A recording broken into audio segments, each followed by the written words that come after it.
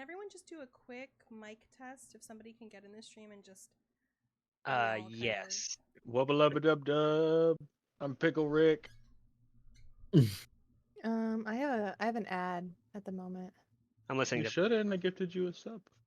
refresh stuff. Hello. Can you I hear think- me? I think we're all good. Everybody is good? think so. Everybody say is good. something. Perfect. I think we're Saying solid. something. Testing.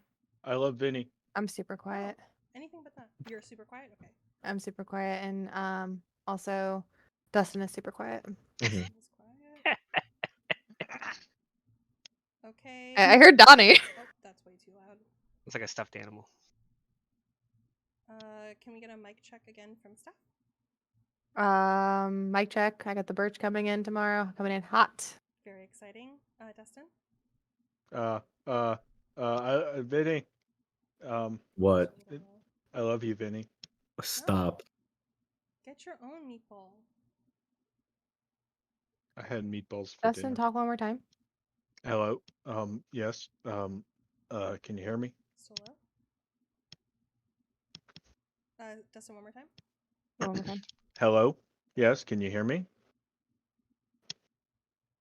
I can hear you. I have my volume all the way up, and you're just still. It might be my Chrome volume though, so that could be a thing. But I did watch anime earlier, so Let me try again. I think so. Dustin, say something. Something. Hello. Okay. Steph, say something. Something. Hello. Mac, He sounds good to me. Hello. Donnie, Hello. Hi, everyone. Vinny, Hey, how you doing? me. Blah, blah, blah. Are we good? I think so. Okay, let's Yep. go. Woo! It's clear. All right. Yeah. Hello, everyone. Welcome back Solid. to episode 4, I think. No, it's fine. 5. Episode Simple. 5 of our show. As the DM, I knew that. I was testing you. Way to pass, Mel. You did a good job, as always. Why don't we start how we start always, with a recap? Who would like to do that for their inspiration? I will do it for inspiration. Go for it. Fantastic. Open up notes. So we were at the Goliaths camp, specifically the Vathanello camp, and we were waiting to go for a bath before we continue our way to Jotun's Speed Bed, that place, the mountain. Transformative. And Ophelia decided to corner Azrael and interrogate him about why he rescued the Goliath child and how he knew it was a good thing to do. She made lots of notes, including save animals, maybe, ? Sometimes. She also mentions that she died Which came in more importance later than on. once, but was brought back because of powerful friends, ?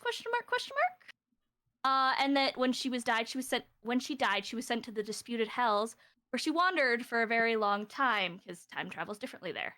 And then she just woke up in Nexus. Meanwhile, we were just hanging out and chatting. Nothing more big important happened there. Then we went for a bath, and we got to see all of Azrael's tattoos for the first time, which was exciting. And we also saw that Ophelia has a brand on her shoulder that she's very defensive about. Varian was nervous to get into the water because it's deep and he can't swim. And we harassed him about that a little bit. And then we also noticed that Naziath, who is our Goliath guide, had a female friend that he was particularly close to. So, exciting, fun times. On the way back to the camp, Ophelia asked Fenrir if he's sick and if he was to stay over there. Zuri offered to heal him, but Fenrir got all defensive and was like, no, I'm fine. Zuri realized that he was not and did a little prayer for him, and he kind of stormed off being like, I'm fine, leave me alone, angry. But yeah. From there we left and made our way on the path to get back to the giant sphere. And Varian, with his passive 11 deception, attempted to stealthily avoid Azrael, which of course everyone noticed. We went to bed. We made the day was passed pretty slowly. Nothing really happened, but we got to camp, and Fenrir immediately went to sleep, brushing off Varian, who wanted to speak with him. Taking the last of the drugs that Mania gave him, that will allow him to see his family. As we made camp, Ophelia confronted Varian about being all sneaky, and when his attempts at deflection failed, she brought Azrael over, and to prevent Varian from fleeing, they used Angel to, figure out why Varian was avoiding him. This led to Varian once again revealing that he can't keep secrets, and he was trying not to find out more information so they wouldn't be mad at him. He told them that he couldn't talk about why, and Zuri got annoyed and cast command on him, telling him to speak, and then was a little bit surprised when it didn't work. So Ophelia was very pissed about this until she saw that Varian was genuinely ashamed about it. I'm missing something. I want to clarify. You didn't pass the save. The spell did not work. Yes. Just did not go off. Yes. That's fair.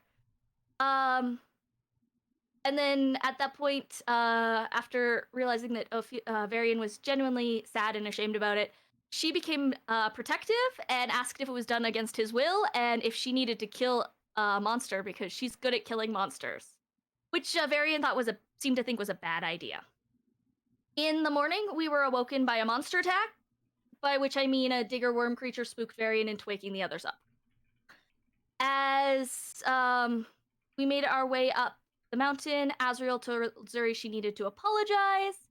And when we made camp, Azrael confronted Naziath, saying, "You're kind of being a dick.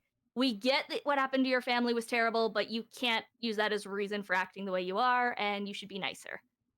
Naziath agrees to try, and then says, "Stop being loud, you're probably going to get yourselves killed, but I'll try and protect you anyways." Zuri apologized to Varian, giving him a one-time use imaginary ticket to make a lavish meal, and he accepts her apologies. Afterwards, Fenrir comes over and asks Varian what he wanted to talk about. Varian tells Fenrir about his sister, and basically that, he wishes that she would be happy, and he'd like to tell her that if he could, and he assumes that Fenrir's family, who is passed on, would also want Fenrir to know that as well. The next morning, Naziath is standoffish, but more helpful.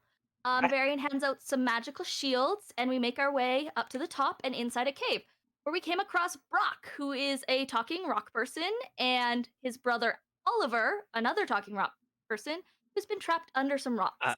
Brock and Oscar were not in a cave. They were just on the mountainside. Oh, sorry. I Oscar. thought they were in Why the did I cave. think Oliver? Sorry, Oscar.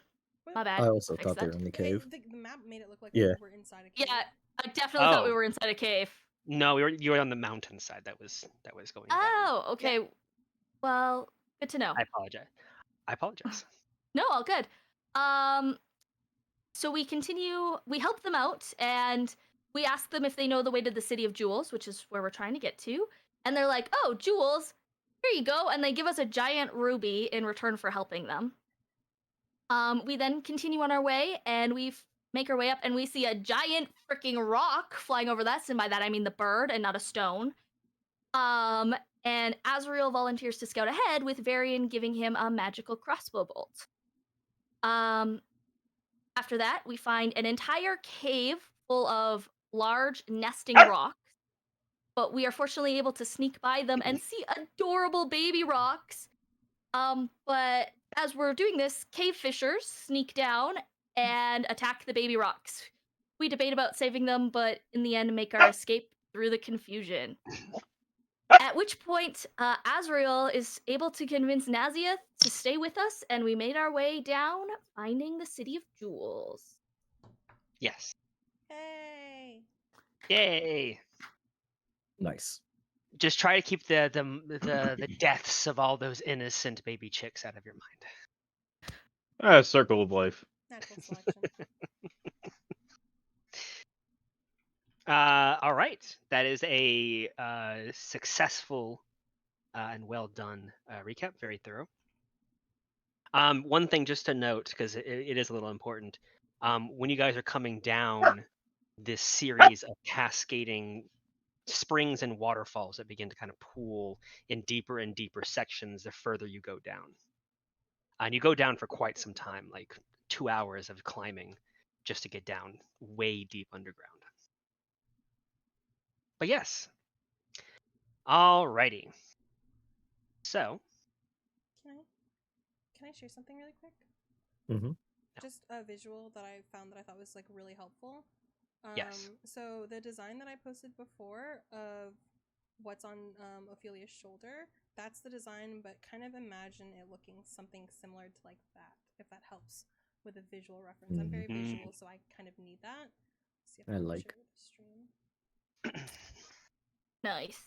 It's cool. Sorry. Okay. The City of Jewels. So, currently you are all standing atop what seems to be a small lookout point. Still, what seems to be about a mile and a half above this city. Looking down over what seems to be a vast array of dark stone colored buildings, low, maybe 1-2 stories here and there, all surrounding what seems to be an inner city made of this same dark stone that reaches high up into the air. The entire cave is lit by these glowing crystals hanging from the ceiling, providing dim light for the entire cave, which is a specific type of light, and you'll need to keep that in mind. Dim light gives you disadvantage on perception checks, but otherwise it doesn't affect you. The water that has followed you kind of drips over the edge of this cliff face that you find yourself atop, trailing all the way down and kind of meandering into the city. In the city itself, you'll see dazzling different colors, reds, blues, greens, of the various gems that are inlaid into the very foundation of the buildings that make up the City of Jewels. But to your right, probably about, I would say, 100 feet or so, you can see some more of those archaic old staircases, kind of hewn and cut into the stone, having been kind of rounded out with time, and the water flowing over it, allowing you to continue your way down. Oh, let me get the ambiance.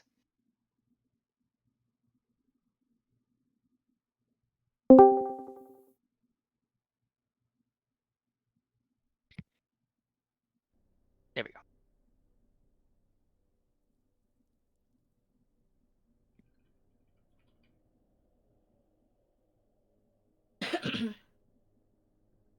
What would you like to do? Well, everyone who gets behind me will probably remember the way. Oh. The dog get down here. Sorry. Dario. You see a blink dog apparate into existence and then disappear.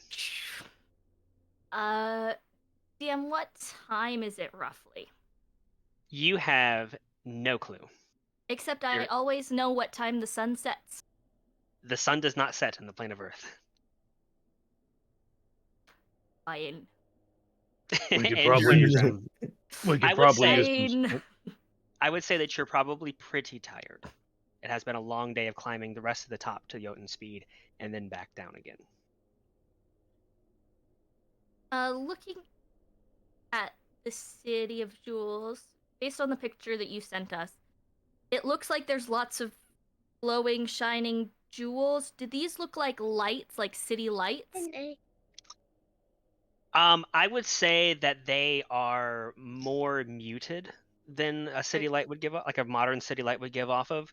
And they're much they flicker more. Okay.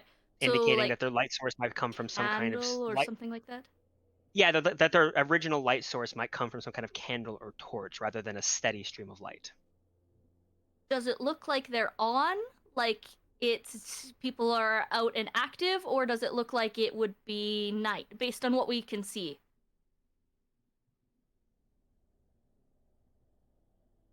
I would say that is pretty impossible to tell. Totally fine. We could probably use a hot meal and a market to resupply. I will say it does look populated. Okay. To back up what Fenrir is saying. That sounds lovely.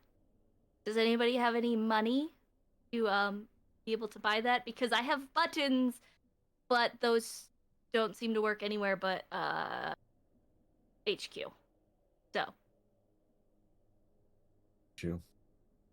yeah, my home. Just kind of looks at I'm you yes. I incredulously. don't think. Yeah, we don't have any money. Yes, we're all very poor. We have that ruby. I do. Oh, we do have that one ruby. Should be plenty. You want to barter with a ruby? Honestly, look at this. Look at this city that's made out of jewels. Nobody wants that shitty little ruby. Honestly, you might as well throw it away. Would you like me to hold it? Sounds No. like someone wants it. No, I'm good at safeguarding things. Sorry, I volunteered to help. Well, we won't know until we go check it out. Zuri's gonna get up next to Varian. Varian, let's skip. Come on, let's skip. Let's skip down the path and let's go have some fun. And oh my goodness, let's go. Like look at all the people and all the pretty things. And it's a great day to be here in the City of Jewels. And I can't wait to go exploring with you and see what's going on. It's gonna be so much fun. I think that you're absolutely right. But before we do that, can I just look at the crystal that you have, just so that we know what we're looking for when we actually go into the city, so that we can compare it to the other crystals, and then we can totally do all those other things. Sure. And she digs. Wait, do I have the crystal? You have the crystal. Yeah. Not okay. the ruby. You have Okay. the crystal I that's have keeping the- us all alive. Yes. Yes. Okay. And so she turns and pulls her wooden box backpack and she cracks it open. She's like, "See, it's so pretty." Can I do an investigation check on this? What are you Just trying? like looking. Well, I am assuming it's a special kind of crystal. Like I don't think it's just any kind of crystal that we're looking for, right? Yes. Yeah, make an investigation check. I just want to know if we're going to be able to recognize it when we come across it, kind of thing. Is my character? My other question is, the climb on the way down was very dark. Did you all have a light source, and is that light source still currently going? I don't think we ever used the light source. Varian, yes, Varian used his light. I specifically said he used his little cantrip. Okay. So I would have it to look at the crystal, because I can kind of see in the dark, but not that great. Zuri can also kind of see in the dark, or is this like pitch black to where there's nothing that you can see? No, this is dim light. So if you have dark vision, you see in dim light as if it was normal bright light. Okay. Those who don't have dark vision, you can see, you just have disadvantage. It's harder to see on perception checks. It's harder to see things at a distance or details. And you're the only human. A 19 plus Sorry, it was 6. freaking out. 25. Yeah. So the strange thing about this gemstone, not a crystal, gemstone. Okay. The gemstone is, I would say, unlike any you've seen. It's Okay. nearly translucent with a very, very light blue tint to it. It's not a deep blue tint like a sapphire might be, but just very pale blue. However, when you bring your light source up to it and the light goes into the gemstone and refracts, the color that comes out is very blue, almost like a sapphire. Interesting. Okay, perfect. And if you And then remember, we'll skip with Zuri. Sorry. yeah, and if you remember when you guys first saw this gemstone when you fell into the danger zone, it was giving off Ethereal. a very bright blue color. So if you saw something like this, you probably would be able to identify it again. Perfect. And then I will skip with Zuri. Okay.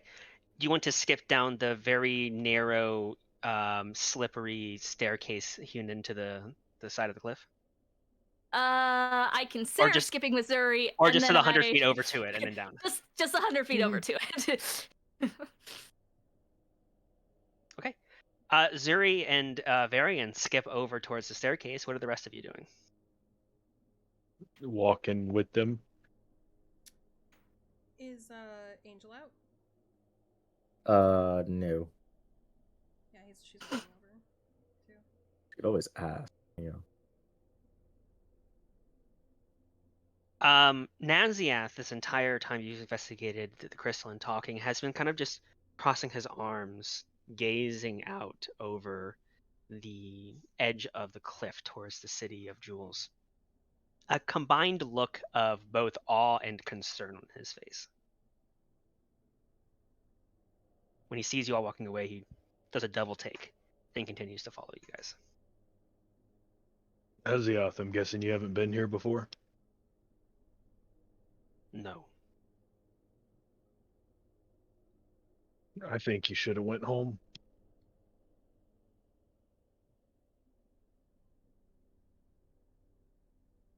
He doesn't say anything else. He looks at you and just continues walking.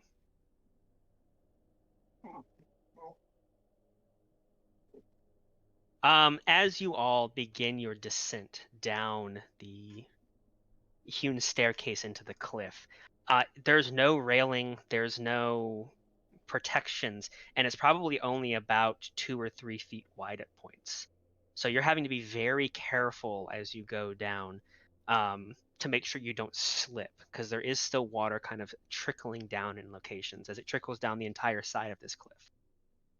About, I'd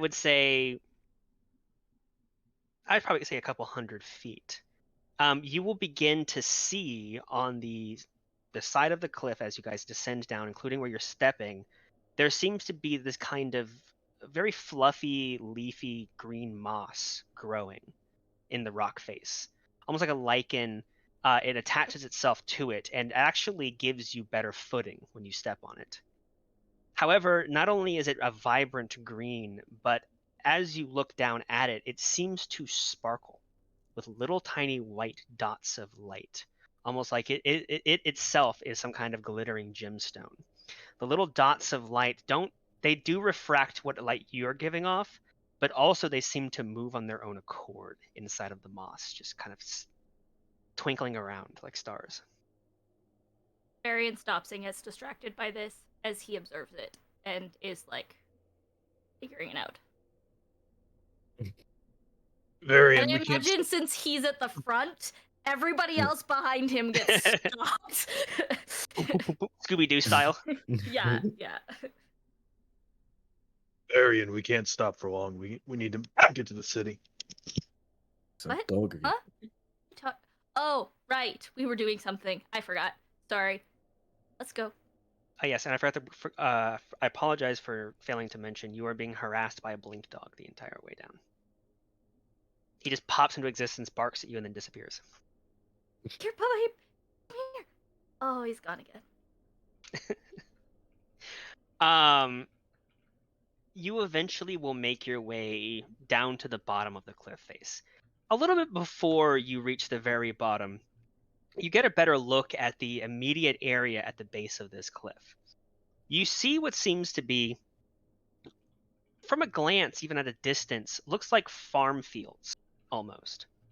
There are kind of raised roads in between and rectangularish and squarish sections of farmland, except the farmland itself is made up of very large blue mushrooms. They seem to be about, if you were to go down there, about at your waist height.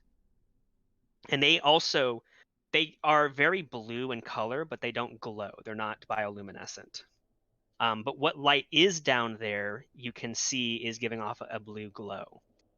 You also notice figures moving about inside of these fields of mushrooms.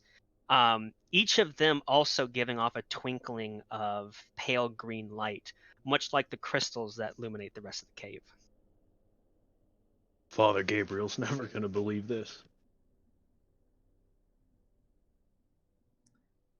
Ooh, look at all the pretty lights. It's so pretty. Oh my goodness, you see those? And then there's those. Like, turns to Ophelia. You see it? Like, you see it over there? Like, it's so pretty.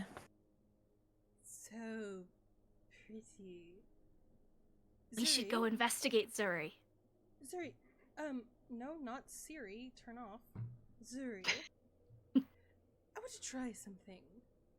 Are you ready? Okay, let's try. Let's try. Let's try. Let's try. Get a little closer. Okay, okay. What you got? Dead puppies. Well, that's sad. I wonder how they died. Oh my goodness. What if we could have what if I could have healed them and they could have came back to life? Like, oh my goodness. That's so sad. Life. So sad when it's Orphans. gone. Bye. What Burning. was that? Burning orphans. Ophelia, you okay? Shit. Doing something. And is a strand of her hair turning white, or she's still full pink? You see like the bottom of her hair like start to come up white. Well, that's messed up. But I feel like we could save them, and I feel like I could feed them, Fathers who and choose to abandon their families. well, no, we can't have that. No. So sad, right? So sad. I'm crying. Well, I mean, if they abandon their kids, then I can just take their kids and then love them, and then we can go have a great day together, and it's still an okay day. And then like the white goes away. Ophelia, why don't you just ask her? Ask her what? Zuri, Ophelia would like it if you change your hair to white because she's feeling a little bit intimidated by how bubbly you are. She doesn't know how to handle that. I think nauseous is the better word, Well, okay, since it's for Ophelia, and she changes her hair to white, and then she looks at Ophelia. Hey, Sorry. so I think we should go most likely to a store so that we can I've missed go you get so some. much. She's gonna hug you. For the record, I like you with pink hair and white hair. Just in case you were wondering. Thank you, Varian. I appreciate that. Yes, me too. But I much prefer this version because, look, we match. I don't know. We could all use a little pick me up and some energy now and then. Well, this is me for now because Ophelia asked. So unless something is shiny, pretty, and or someone gives me something, then I'm going to stay this to keep Ophelia calm, collective, and in the moment. So considerate. Really, you're the best cleric in all of. I didn't say shithole. Nexus. I'm learning. You are. You're so smart. And she pops her nose. I want to say, when Ophelia was like, it was more like more playful and not like that. Just Yes. Okay. Well, sorry. Go ahead. Oh no, you're good. Continue. Well, shall we continue on? Please. Maybe there's a herbalist around here, something like that. You know, some healing potions would never be a bad idea. But I can heal. Yeah, but just in case, so can I. But just in case. In case of what, I die? Ophelia will never let that happen. it's true. Maybe we get, just It's better to be prepared. yeah, what Azrael said. Okay, but a healing potion couldn't do all the magical things that I can do to your body, but that's fine, I guess. Better to have it and not need it than need it and not have it. I wonder if I could make healing. Azrael, how do we go about, you do your secret police thing. How do we go around just asking for some powerful magical gem? Yes, That's the problem. let's ask the man who hasn't been here. I mean, sure, lead the way. Ask you. You know everything. Oh, men know everything. No, please. I'm sorry, I didn't mean to interrupt your conversation. Please go on, Azriel and Fenrir. Please tell us how the city works. I Would you like just to go trust ahead him to and be a talk little about- more subtle. It's okay, Fenrir. Subtle. Ophelia, why don't you go ahead and lead the No, I don't party and want to. take us I'm tired. directly My to... feet hurt. I'm wearing heels. Right. Right. I have no goddamn clue, Fenrir. Being honest. No clue. Any other ideas from anyone? I have an idea. Varian. Let's ask Ophelia, who's been here before and knows what she's doing. Nicely. Can you Ophelia? please lead the way, Ophelia? Oh, I can't hear you. Did you say something, darling? Ophelia, we would love your help. Oh, you would love it. I couldn't hear you. I'm Yeah. sorry. I'm a little deaf in one ear. Could you repeat that? Ophelia, we need your help. Ophelia, darling. Ophelia, darling, Ah. we need your help. Oh, why didn't you just ask? I'd love to help you. I've been here so many times. So where do you want to go? You want to go to a market? Yes, and maybe talk about how we're gonna find this gem in this giant fucking city. All right. Let's be subtle. How close are we getting to the city entrance? So I have you guys currently probably still about maybe 200 feet before you reach the bottom of this cliff. And then from the cliff to the city gate? From the cliff to the beginning of the city doesn't have any kind of solid wall or entranceway.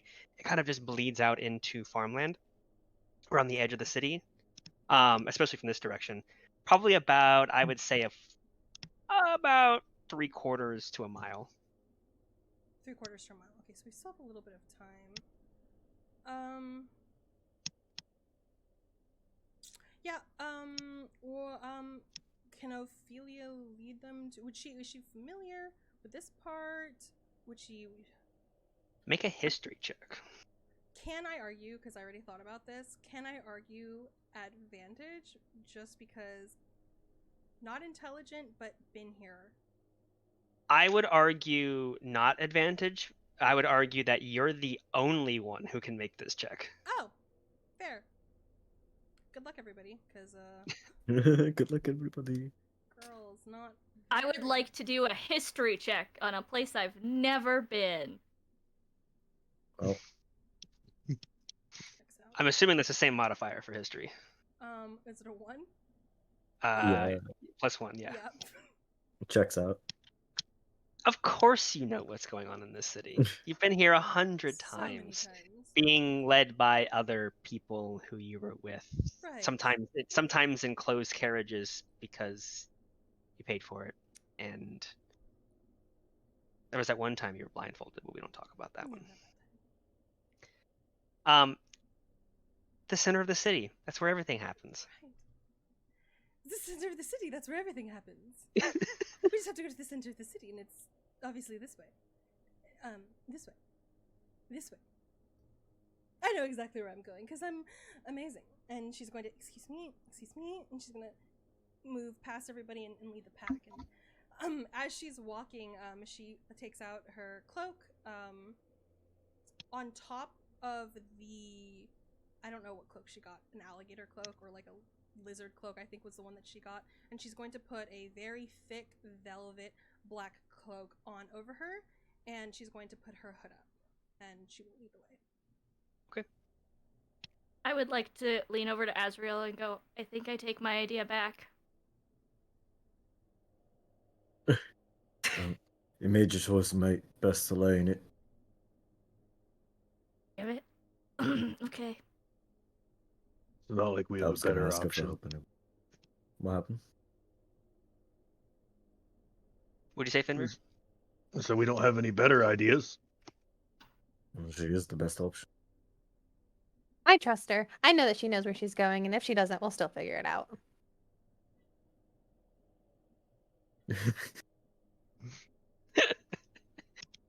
Good times. Adorable.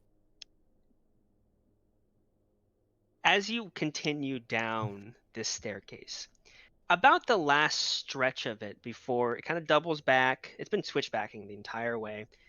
It switchbacks one more time, and you can see it heads to the edge of the cliff before it kind of rounds around the corner, and then it heads out back towards the regular ground. But on top of this walkway, as you're going down, you begin to see what they seem like the tops of grapple hooks in the coming from the edge up onto where you're walking. They're sunk kind of into the stonework, just enough to give a purchase, and there's probably about 20 of them all the way down. If you go ahead.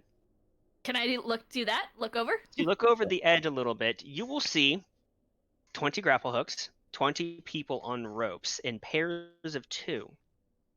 One of them, they're on the ropes, and each of them has what seems to be a long piece of stick or metal or whatever they've made a pole out of that's attached to their whatever their harness they're wearing on their back, with a stick that comes from about here hanging one of the pale crystals, giving them light. One of them, or both of them actually, will have baskets on their backs. And you can see that one of the pairs is taking what seems to be some kind of shears or something and is scraping the moss off the wall and then putting it in the basket of the person next to them as they're hanging on the side of the cliff. They seem to be harvesting this moss. However, this is what they would normally be doing. Instead, as your voices have echoed down from the path as you've been coming down, they're all instead looking up with confused looks on their faces. Being able to see their faces, you can see most of them have very dark circles under their eyes. They seem a little on the lean side. They're wearing relatively shabby clothing. And all of them are wearing what seems to be a headband with a tiny see-through gem kind of prominently displayed right between, right in the middle of the forehead. And they're all just kind of like... Does said gem look similar to the gem we have? I thought we were gonna have to, like, you know. Good day, everyone. I wonder if they need help.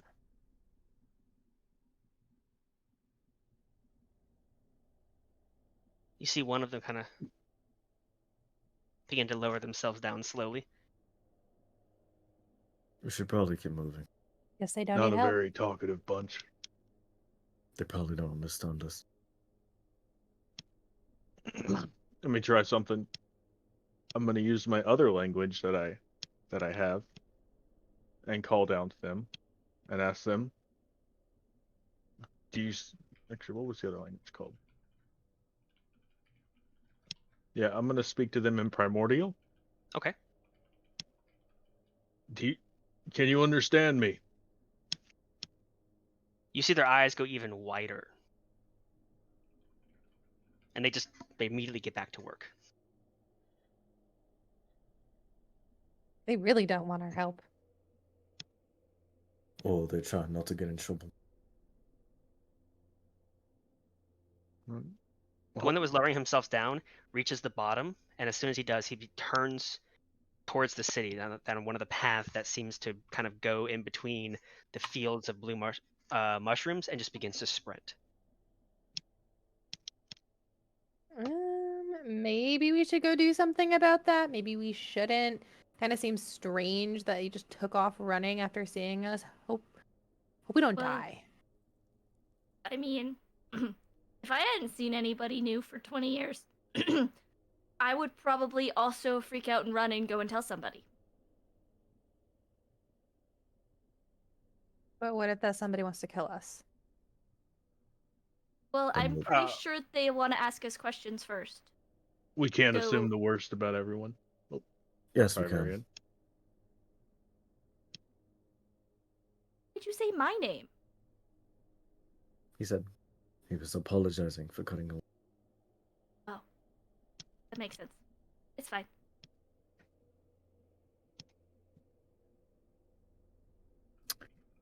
There goes the covert in a covert operation. Let's move fast.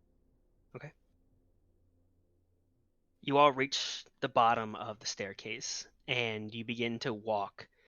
Really, the only pathway nearest where you're walking through the blue mushrooms, down that same path the guy ran towards.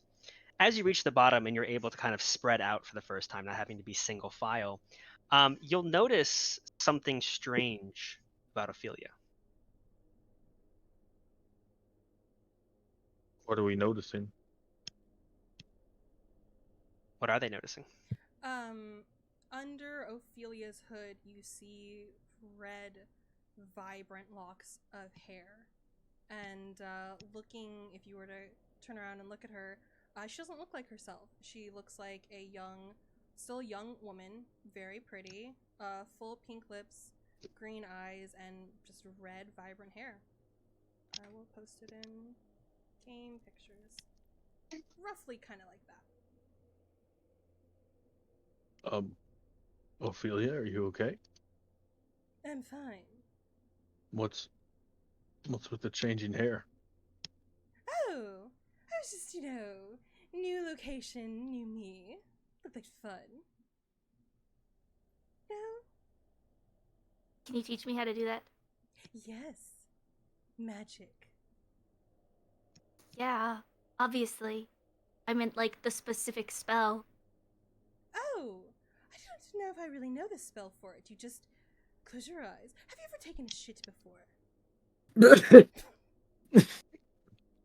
You know what? I'll figure it out on my own. No, but Thank you. I can give. You change your mind?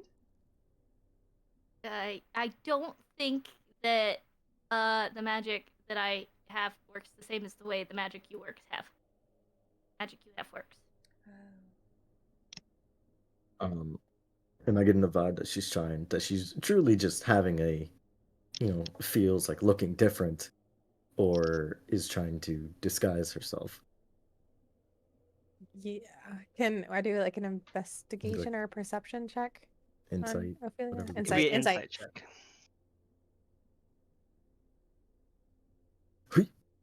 Holy Jesus. Oh, I Christ. rolled to myself, but I got a 25. I'll screenshot. Chat. What are you guys on? Fucking cocaine? Is that what you smoke? Cocaine? Adderall. Yes. It seems to you all that Ophelia just wanted to feel a little different today.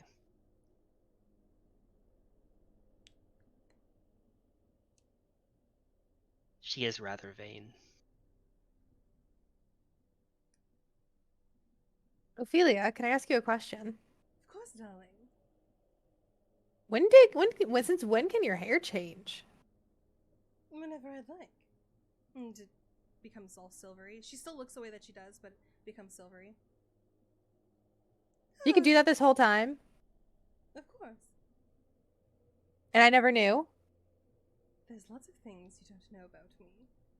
But the hair, we have changing hair. We both like we can bond over that. Like that's something we can bond over. I have to admit, you do have a great ass. And as she's in front of you, she's going to take on your form. Yeah, What? I would like to note, she not only does she change hair, she is a completely different person. So does she look like me? And now she looks exactly like you. Look at these! Where have you been hiding them under all that armor? Really, you should let Wait. them breathe. Wait. Like, magic, usually you need, like, things to make magic. You're just changing. I read about something like that. Are you a changeling? Or a doppelganger? What's the word? Oh, it's so cold out here. Is it cold? It's rather cool and damp. Don't we want to get to move on? I mean, we're burning the non-daylight. Fucked in I mean, it's really questions. cool if you are, but, I mean, you don't have to tell us. No, it's magic. It's called it's an illusion. Look at how believable it is. Look at her tits. Look at them jiggle.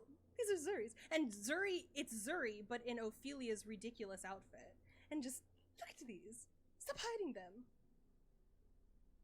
Zuri's like just in awe, like when did this happen? Like what is going on? She's also like mesmerized, and so like her hair starts to turn back pink. And she's like, it's soap, and then she goes back like to normal. You look very, very pretty. I would like my own body to be my own body. Please, Ophelia. Of course. I do feel like you're. I mean, if you must touch my boobs and let them be my boobs, but not my boobs on your body, type of thing, because then I don't know what you're doing. Okay, you're right. And then as she's she's gonna grab the titties and change back to the redhead. I'm so sorry. I've veered into No. ridiculous. I know, Donnie, you're I'm trying to run a game. No, Okay. you're fine. I love That's that. not concerning at all. She hasn't cast, like, haven't seen her do cast spell or anything, any weird magic stuff. She's just fucking doing it. Yep, and every time I would note, every time she's changed, she's only changed her physical appearance. Her clothes and everything have stayed exactly the same. Even more squinty. Yeah, very into. Ophelia, Can I do you a ma- Arcana check? I don't think you need to. Okay. I think what you said the first time is enough. As you're continuing down this road, walking and talking about tits, the road that you're walking on is made of pure stone. There's no dirt or anything like that. But it is raised over these fields of blue mushrooms. Inside some of the fields, you can see individuals, some humanoids, humans, elves, dwarves, some more exotic species, a lot of what seem to be deep gnomes. Gnomes that have kind of grayish skin, but all of them are wearing similar outfits. They have baskets, instead of tied on their backs, tied on the front of them. They still have the stick with the light coming out. And they're going up to these mushrooms, and you see them like put the kind of the barrel underneath the mushrooms, and they shake the mushroom. And out of the bottom of the mushrooms comes out a ton of spores, so thick it's almost like a powder that collects in the baskets. And each one of them also has some kind of cloth covering around their mouth. A couple of in every field you will see what seems to be some kind, in the middle of them, some kind of rocky mound in the center. In some of the fields you will see nobody working them. The mushrooms seem to be a little dimmer, a little grayer, and you will also see the mushrooms kind of moving about. They'll shake like here and there. Do you want to stop and investigate why they might be shaking? Zuri does. Yes. Just pausing for a moment to look and view this, you see movement quickly moving under the mushrooms in the fields when no one's working. Suddenly you will see coming out from underneath the mushrooms onto top of that kind of mountainous, almost like a volcano-shaped structure, is a small creature, probably about the size of a dog, an insect that crawls up the front of it. Its mouth is lined with razor-sharp teeth, and it looks kind of like this. I posted in game pictures. It crawls up halfway, Whoa. and then crawls inside. And then you see a couple others come out of a hole in the side. It goes down into the mushrooms, and then you see it disappear, and more movement, shaking happens. Did you see that? That's so cool. Yeah, I did. Let's stay as far away as we can from them. Those who are watching, make a perception check. If you don't have dark vision, you have disadvantage. Yeah. Oh, I'm wrong. GM. Okay. Zuri and Ophelia. You're the only ones to notice on the inside. Yes. Huh? Oh, were you raising your hand? Sorry. Oh no, sorry. There was Oh. there was something in front of me. On the insect that crawled out onto the hive before it disappeared in, you could see very tiny flecks of those blue spores on the creature before it crawls into the hive.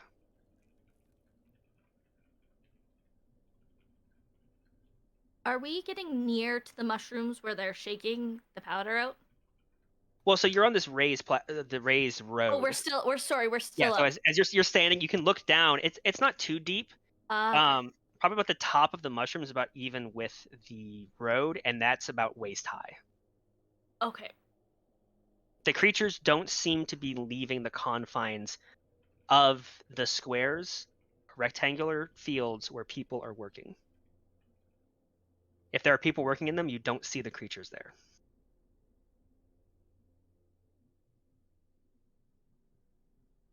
But you can continue on. Are we able to ascertain the race of these people? Are they humans? Do they? Yeah, you see collections of humans, elves, dwarves, a collection of different humanoids. Some very rare, like one or two here and there of more exotic species like tabaxi. But most of them also seem to be deep gnomes by a good amount. Is this from? And and every single one of them are wearing those headbands with the white gem in the center.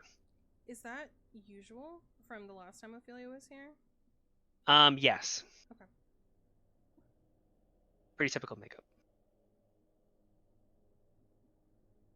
These headbands, I'm picturing them kind of like headlamps, like you would wear in the thing. Is that what they?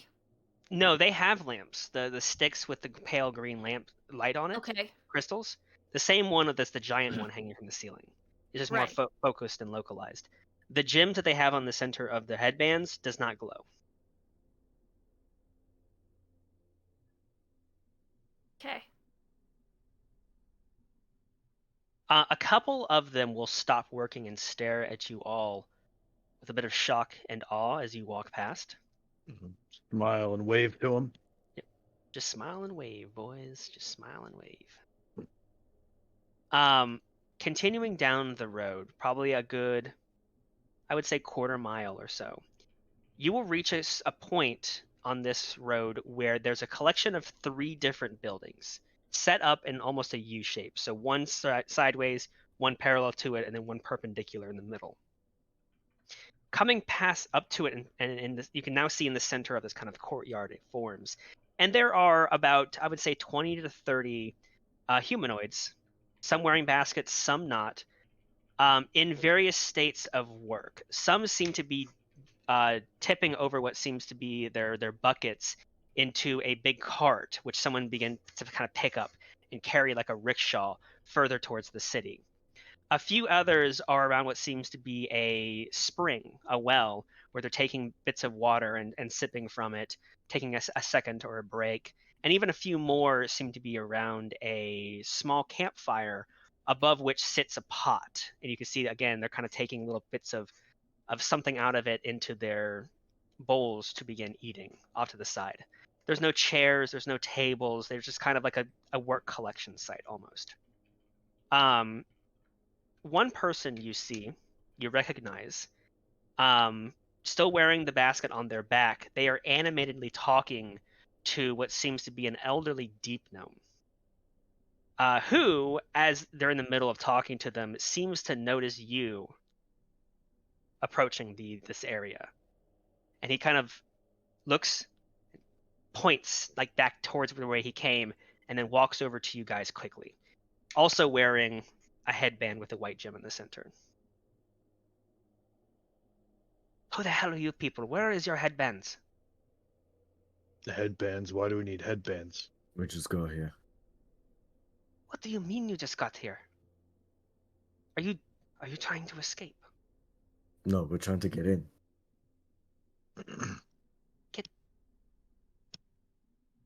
Where the hell are you from? We came from up top. As you say that, you will hear a couple people. Absolutus! The Absolutists are coming! and you see people begin to kind of scramble and set themselves right. Ah, shit! Come here quickly, please. Follow me. Huh. Your lives depend on it. Follow me. I'm gonna follow him.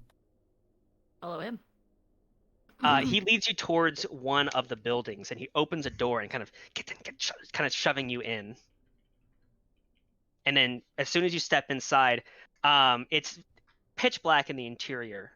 You can hear a couple people shuffling inside, but you can't really see anything. Those who have dark vision, you can see some people are laying down inside of this interior, seeming to catch a quick nap or a break as he slams the door. Well, I'm gonna do what I do best, and I'm gonna stealth. Okay. Yeah. Where are you stealthing to? Might Are you as just well hide. hiding? Yeah. Yeah, everyone make a stealth check. Yeah. Well, I don't do it that good this time. I am the night. I am the darkness. Ophelia just hides behind Azri.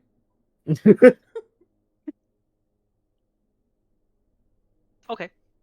11, 11, 22, 18, 15. Perfect. As you all kind of get down and crouch, you can hear some murmurs outside, as well as what seems to sound like crunching boots on the stone, like iron, like they're made of metal or something. You hear a voice call out. What the fuck's going on here, Galadar? Nothing. Just things as normal. Who were those people I saw you hurry into that building? Just they were out in the fields and they got a little bit of the spore sickness. They're just taking a rest. They don't need to be taking a rest. They need to be working, like you should be, and all of you lot. You begin to hear the footsteps kind of crunch closer towards the door where you're at. And just as you hear it right outside the door, you will hear the deep gnome call out again. You know, Owner Anarov. Anarov told you to go easier on us, right? Crunch, crunch, crunch. The door in front of you just shudders as something hits it, and you hear groaning. I told you not to talk back to me again, you deep gnome son of a bitch. All of you back to work! Crunch, crunch, crunch, as it dissipates into the distance.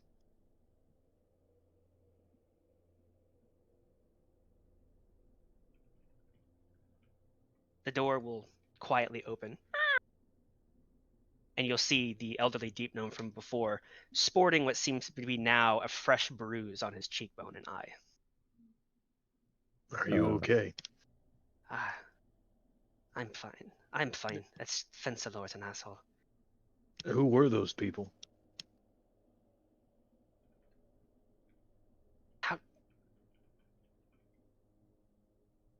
Give me one moment. He turns around and he calls out, Clip! Clip, where are you? Boy, get here when I call you! And you see a young man come around the corner. Oh, by the way, pictures. You love pictures in this house. Here's Galadar. And coming around the corner, you see a young man, probably a little bit around Varian's age, maybe a little bit older. Very lean, very sunken in, kind of dark circles under their eyes. Seems to almost be just permanently exhausted as he comes around the corner. Yeah, Galadar?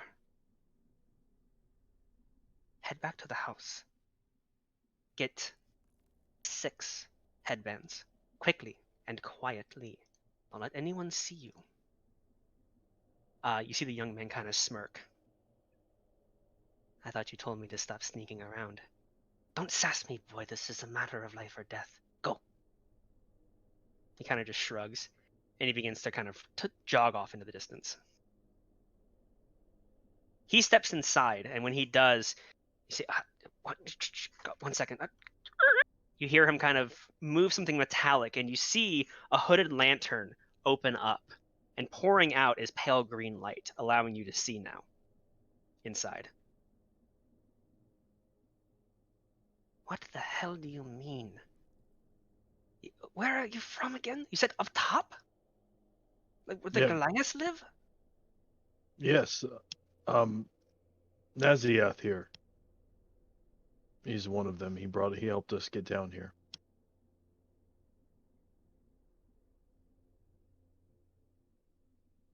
How? Well, he We led us through the walked? mountains. And eventually we found a cave that brought us down here.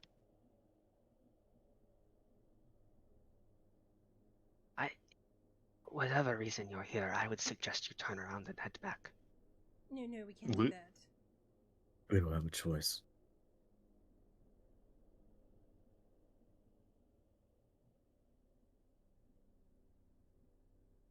Why are you here?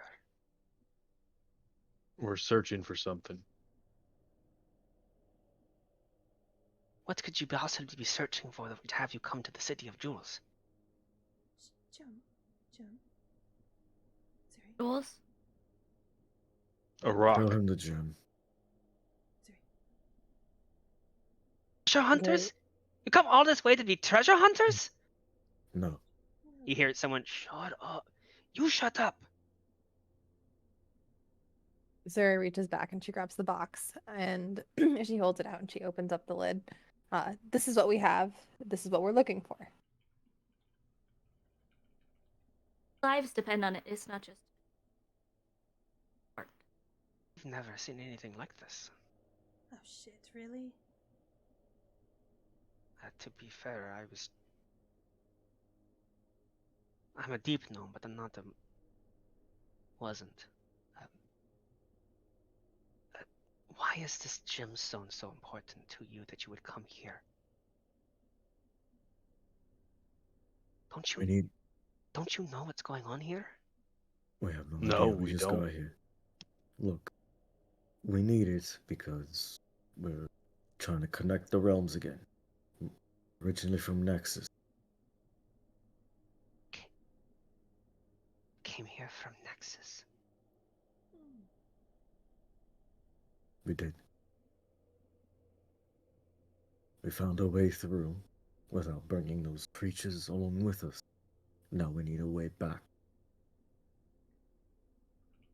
Which means we need another gem.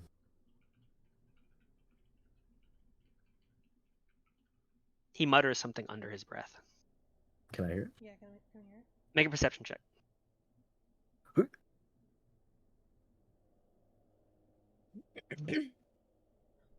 That's persuasion. Oh, shit. Shoot. Well.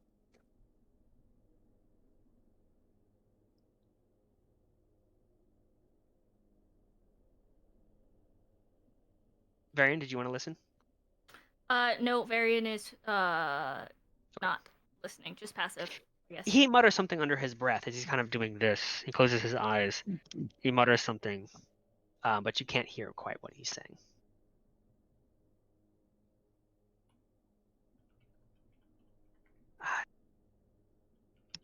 I'm sorry. I don't know where to find these gemstones. All I know, if you're truly from Nexus and you have no idea what's going on, then why don't I fill you in while we wait for Clip? Are any of you familiar with the City of Jewels? This one. You know of the Tao Diet, right? Yes, Ophelia does. Question mark. Make a history check.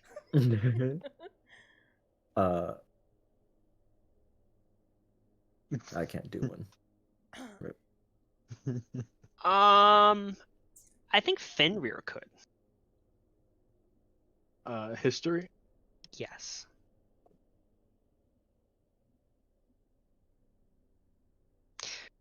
Ophelia. Uh, Fenrir, you've heard at least of the Tao Diet. They are the ones who rule the plane of Earth. And by association, the City of Jewels. Yes, I know some, not much. Same. Weren't we told that they don't like people stealing their gems? Oh, That those people? that's still very much true. The Tao Diet is no more. The whole city, the whole goddamn plane has been taken over by the Great Khan. Which is who? He's a Tao by the name of Salim. I didn't hear that because Salim. suddenly. Lean. When everything went to shit, he took over the city. So is he the only Dao left? No, the Tao are still here. But they've enslaved everyone. Well, most people. Just like the old times.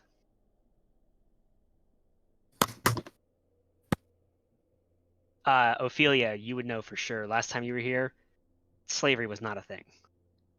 How the fuck did this happen? Slowly. Insidiously. One law passes that says we all have to work together now that the portals no longer work. The next thing you know, it's now curfews, martial law, certain people not allowed in certain areas for protection and security. The next thing you know, he's declared himself Great Khan, and there's now a caste system in the city. Why don't you rise up?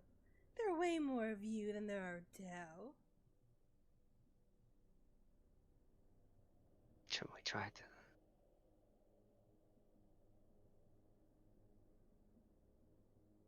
He's Khan for a reason.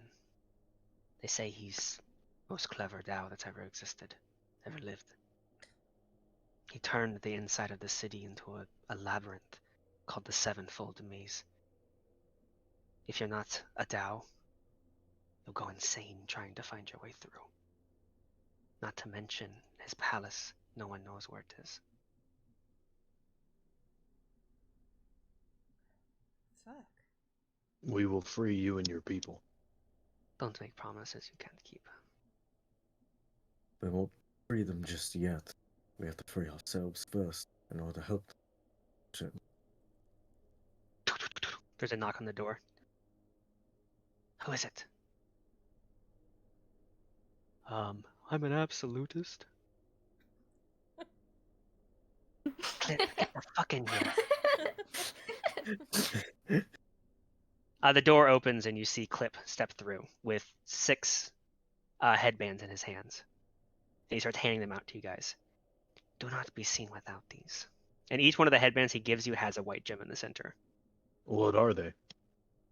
They denote you as part of the slave caste. White means slave. Green means owner. Blue means absolutist. And red means you're a servant of the Tao. A mind-controlled thrall. Zuri's hair turns pink, and you can just see, like she's just like freaking out, like a gift. Oh, what do I do? What do I do? At the very Thank you least, for your help. these will keep them from asking questions. And also, I would recommend taking off all your armor and your weapons. Slaves don't have weapons or armor. We can keep them safe here. We only have an hour or so left of the workday. Why don't you join us? Just for the time being, and then we can go back to my home after we're done. And at least I can keep you safe and fed there.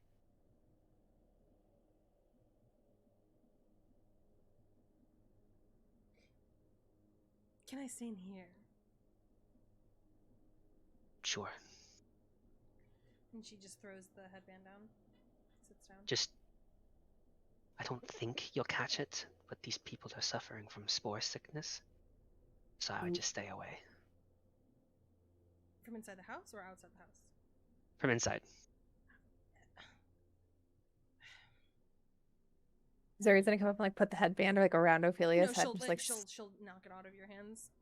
I don't know what to put that thing on. she's like gonna tie it to the side of you.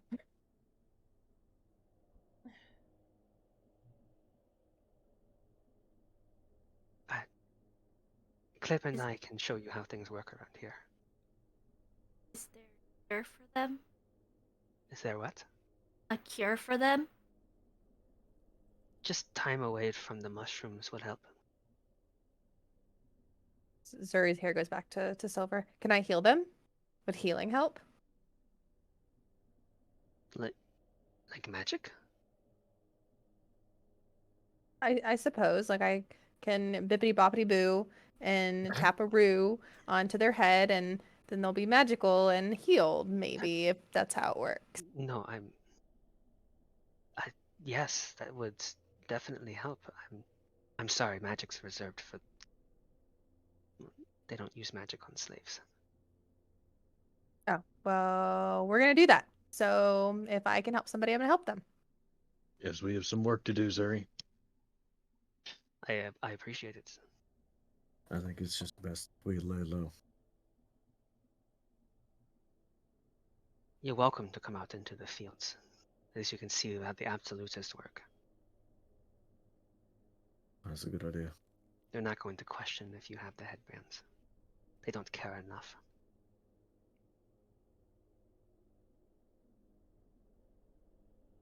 All right. To work it is. If Zuri and I so- are doing this, is this like mechanical or purely RP? Do I need to use lay on hands charges to Yes, they are suffering from a disease. So if you have anything that cures a disease, lesser restoration cures a disease, as well as, I believe, 5 points of lay on hands. Yeah. I think it cures a poison or disease. What about cure wounds or healing word? Unfortunately, those just cure hit points. They don't cure diseases. Okay. Nope. You can cure multiple diseases and neutralize multiple poisons with a single use of lay on hands. So strong. Expending hit points separately for each one. You can expend 5 hit points from your pool of healing to cure the target of one disease or neutralize one poison affecting it. Yep. There it is. So you have, I believe, at this level 20, so you can cure 4 people. I will do that. Okay, and with lesser restoration, I can touch one creature, and it can cure either one disease or one condition affecting it. Correct. And so I can use that 3 times or 4 times? How many spell slots do you have? 3. 3? Then you can do it 3 times. Okay, then I'm gonna do that. Okay. So Zuri and Fenrir are going to stay inside. And Ophelia, I'm assuming. Who is going out to work with Cliff and Galadar? Varian, guess you're I will. coming with me.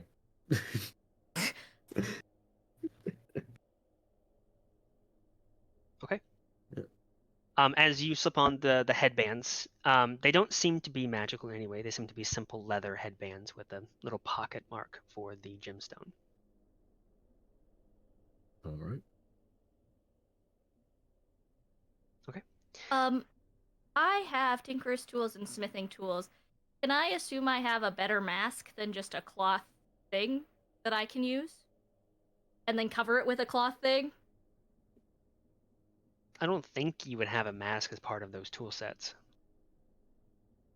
Some smithing stuff you need it for, but maybe not. Fine. I'll just use the cloth then. As he sees you putting the cloth on, Galadar will just look at you. Oh, don't worry, lad. It takes a number of years for the spore sickness to get you. Yeah, if it's bad though. You should never do work with toxins. You should always wear a mask. Safety first. And goggles. Clip just kind of walks past you without looking at you, just kind of remarking, "Just don't breathe in. I like this kid. He's an asshole." I mean, all of us are too, so he'd fit right in. Well, I used to believe only assholes came from Nexus, so come on. You wouldn't be wrong. Well, apparently Can't- not. This clip's from here. Also, tone down the talking. Slaves aren't happy. You hear that, Varian? Slaves aren't happy.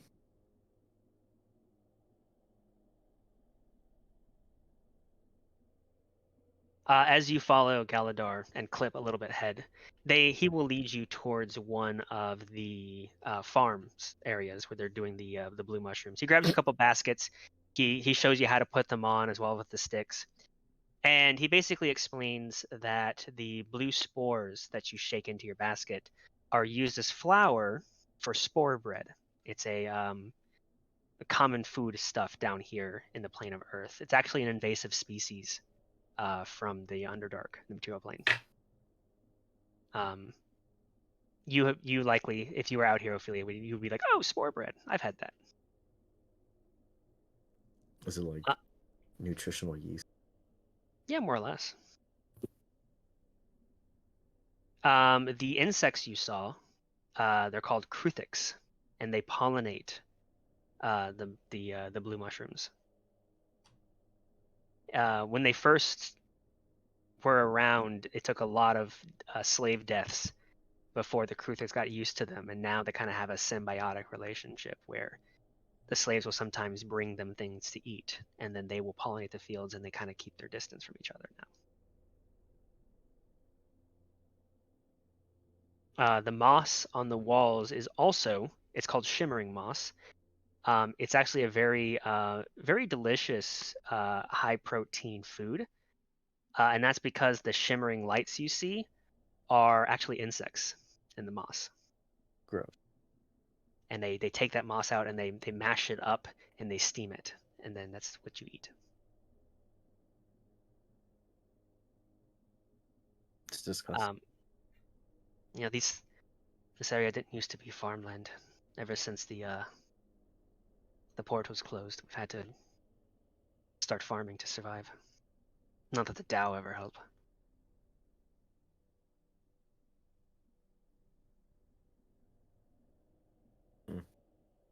So what do we need to do? Just go mushroom to mushroom. Shake it. Your basket fill.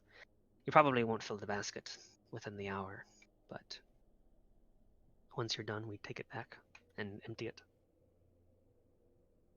I was talking more of getting you free, but alright, that works too. I'm more worried about you getting out. When I first arrived, I wasn't from the City of Jewels. Also, I cannot maintain a light Scottish accent, so you're gonna have to forgive me as I dip in and out of different accents with this guy. You're doing fine. I was actually from a mining company town further in the Delve. We fled here after everything occurred, and couldn't get back out. Am I familiar with the Dell? No, probably not.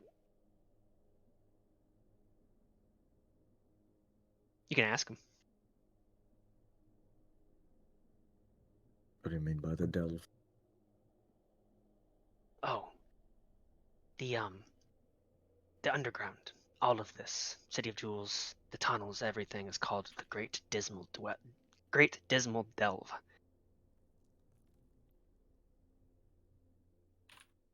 Right. I didn't name it. We just call it the Delve. Then the creatures came and you got stuck here. Sounds about right.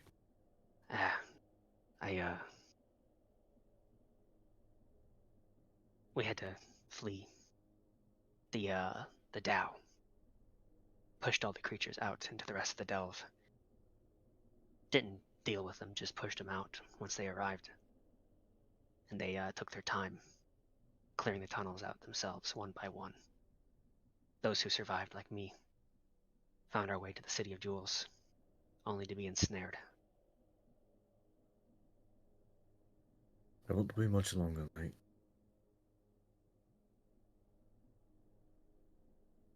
Do you know what the Tao are?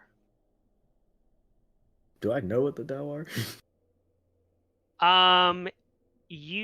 Both you and Varian can make a history check. It's a relatively high DC, but you probably have heard of the Tao at the very least.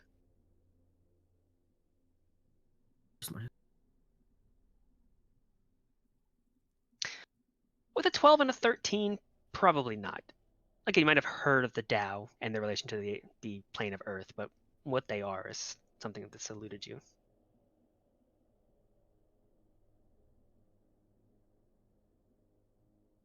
You ever heard of Okay. genies? I think so. The Tao are Earth genies.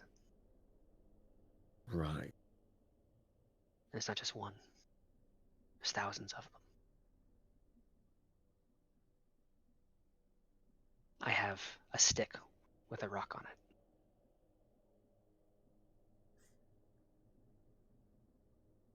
I get your point. I appreciate your enthusiasm, and it's nice to see that Nexus survives and is free. I wouldn't say that.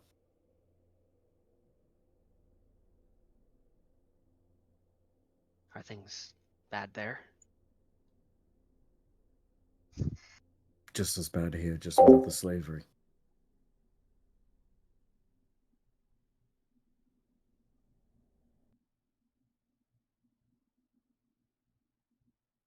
Well, I don't know what to do to help you. Or what to go, or where to go from here. All I know is you're not going to find your salvation here.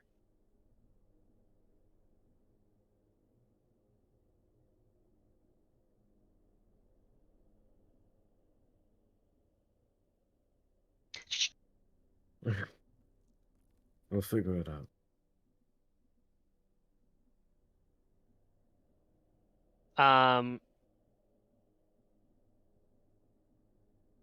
Fenrir, Yes. Zuri.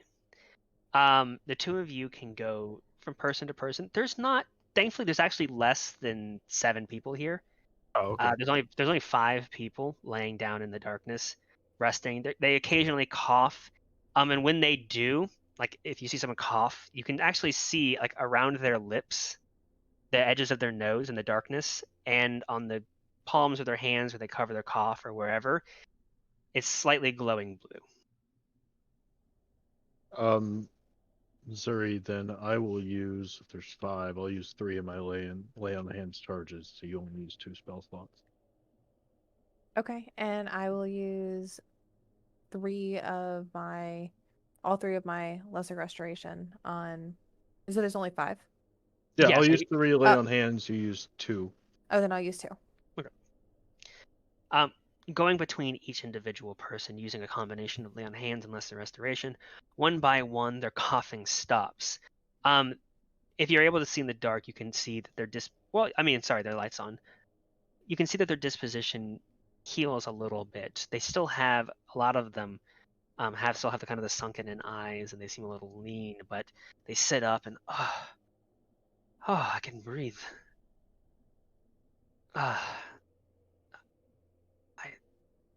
Thank you. One by one, they all thank you. One of the welcome. women hugs you, Zuri. I'll hug her back and be like, "It's my pleasure." I'm sorry we can't do more for your situation. What situation? You hear one of the slaves say. I mean, we heard from the gnome that you were all enslaved. You see confusing looks like, basically like, yeah, isn't that obvious? Like, who are you? Where are you from?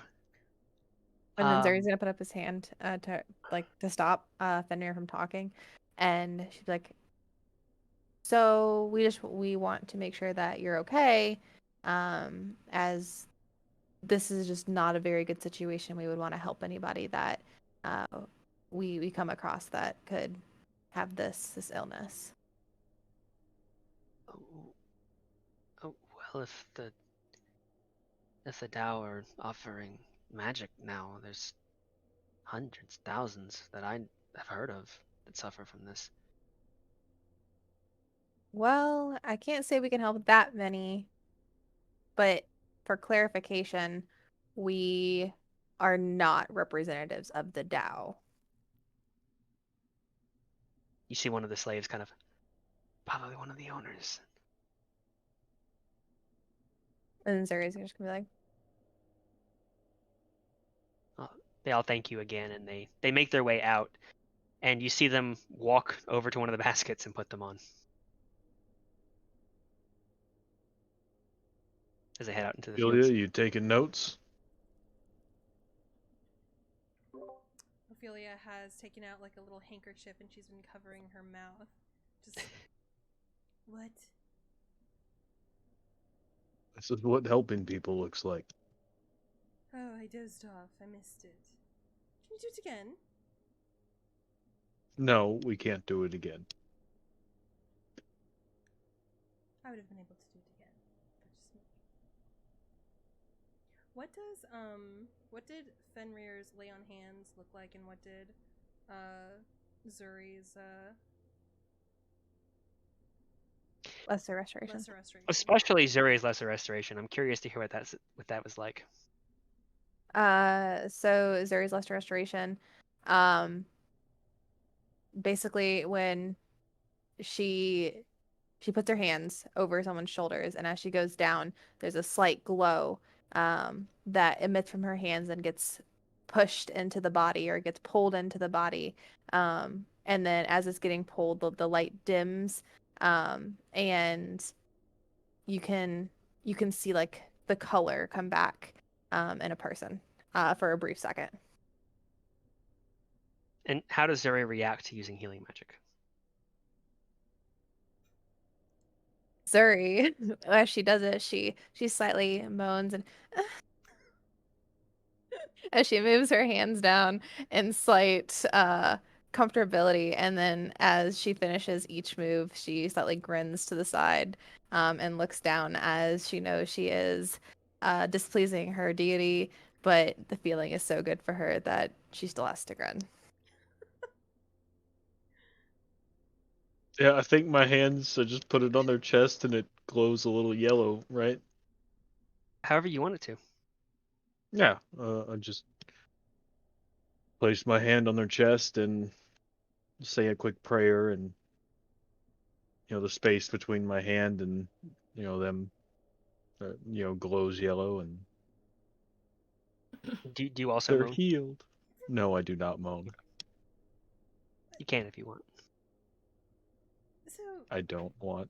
does your magic like come from the gods? Like, how do you feel them? Do you feel your precious gods as you're healing people? Who are you asking? Both of you. Of course, that's how I know they haven't abandoned Nexus. If they had, I wouldn't have my power. I can feel my deity. I can feel the warmth of my deity when I heal. And do you feel their warmth when you're walking past starving children too? She like looks down, and then she looks back at you like with her eyes like squinted, like, no, I do not feel it then, Ophelia, because that's sad.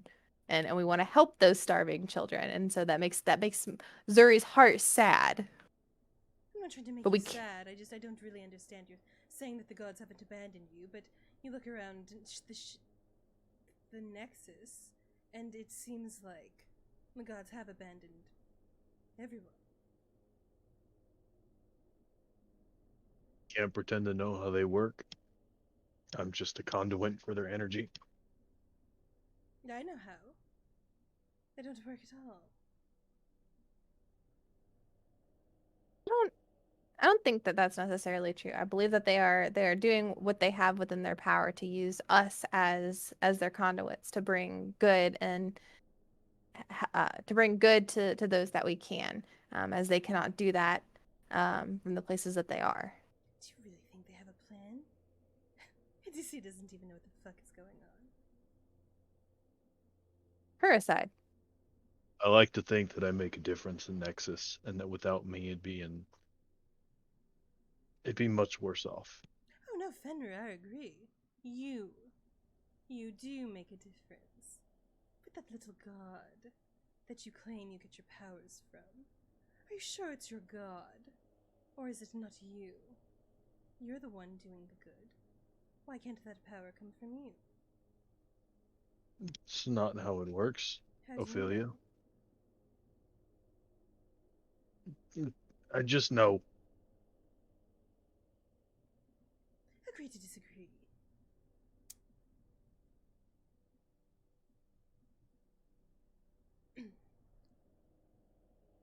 Okay. As the three of you remain inside of the room, about an hour later, there's no whistle, there's no horn, there's no nothing. The slaves just start to make their way out of the fields, all collecting at the collection point.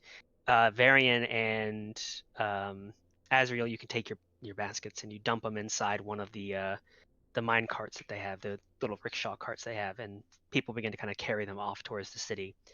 And then people leave their baskets just out in the open, just kind of wherever. It doesn't seem like anyone has like a specific basket. They kind of just communally share them. Clip will open the door, looking inside. You ready to go? Absolutely. Cool. Let's go. Look a little more depressed. He just turns around and walks away. I think that was for you, Zuri. You're gonna see Zuri's hair turn dark blue / black, and a sadness face is going to come completely over her, and she looks completely depressed. Oh, You're I didn't really have to go selling that it. far, but I mean, everything sucks. The world sucks. We're all gonna die. This place sucks. Let it out. Pour it out, sister. Like, it just, there's death everywhere, and dead children, dead animals. There's a guy who's killing people. Like, death, death, death, fuckery, shit. I hate it. Fuck this place. Fuck this place. Zuri, you don't have to act that well. I mean, he told me to be more depressed, so here's depressed Suri. You want something else? I didn't think so. So, fucking shit sucks here, man. Well, it is believable. Let's go. As go ahead. No, go ahead. I will say Ophelia is not putting on the headband, but she will leave it attached to her. That Zuri attached it to her hip. Okay. Even as you guys are walking with this kind of crowd of slaves back towards the city, you will see occasionally on the side of the road what seem to be individuals in breastplates and splint armor wearing green tinted headbands. Or sorry, headbands with the green gem in the center. Are you asking? I'm asking if you're going to put your headband on when you see an absolutist. She'll put her hood up when she's not putting it on. Okay. Make me a stealth check. All of us, or just Ophelia? Just Ophelia.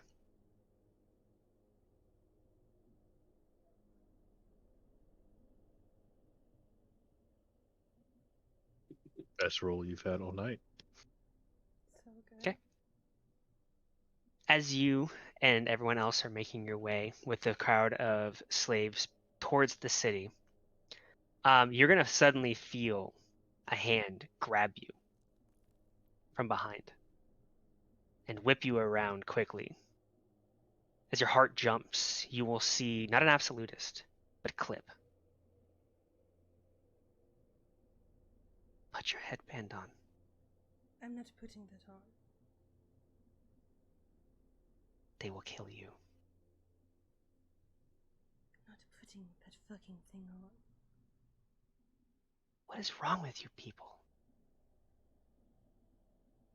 Don't you know how things work here? Ophelia, put it on. I'm not putting that on. Zuri. Shit. You see him let go of Ophelia and begin to move as you see an absolutist walking towards you guys.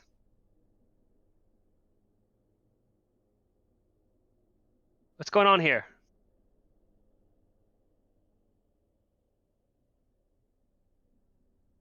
I asked you a question, slaves. Nothing, I thought sir. I was still walking. I wasn't stopping. Okay. Where's your headband? Lost it. Oh my. What do you mean you lost it? It fell off while I was doing a hard day's labor for you. Well, go fucking find it. Okay. She'll walk to the field. Okay. How far is this field? So you're gonna walk back to one of the fields and go inside? Mhm. Okay. You're now in the waist-deep blue mushrooms. And he's just standing there on this road. Watching you. Not there. Not The rest of the there. slaves are all, the crowd of slaves are all disappearing. Is anyone staying behind? Or are you I guys mean, all we- going with the rest of the slaves? Zuri we runs have to- back and she goes to help her look. We all have to be within 30 feet, though. Yep. And so Zuri's gonna walk over to Ophelia, and is going to whisper, I get this fucking shit sucks, and everything sucks, and fucking death. God, I hate it. Children dying, but please just put this on so we can get on with our life, so that we don't die. I don't want to die, and like there's other things that we have to do, Ophelia. So please just put this on, and I'll let you sleep with me in the same bed. We can do that. I'll do that. I'm not putting that fucking headband on. Why not? I'm not going to mark myself as a fucking slave. How? It's just an act. I don't give a shit. We can take him. He's one fucking No. guy. Do you know how valuable the headband that he's wearing is? Do you know what we could do We're- with that? We're just not killing need anyone. one. We're not killing Well, I'm anyone. not putting it on. So you either kill me or you kill him. Ophelia. I understand there are some circumstances that you don't enjoy. You don't want to feel as if you're owned by someone. I get that. I don't like it either. We're trying to survive for the time being. This would be a good deed. I understand. You don't like it. You don't want to be mocked. I hear you. Just this once. Just so we can get out of here.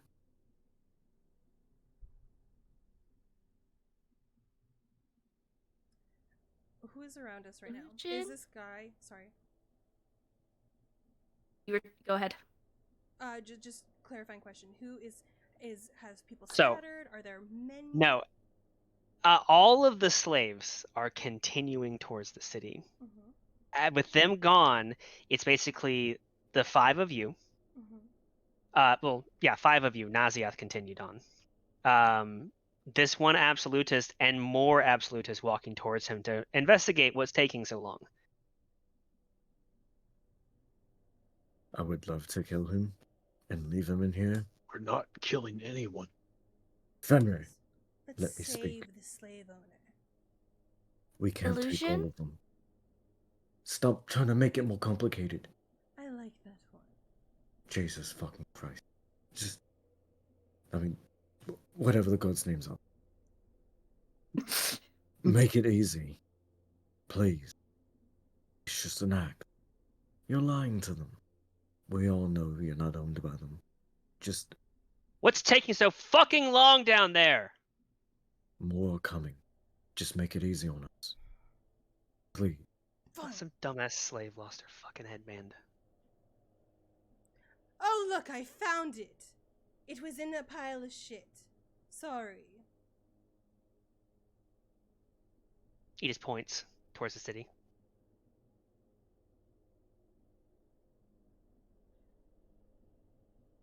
Can I get a good look at this guy's face? Yeah.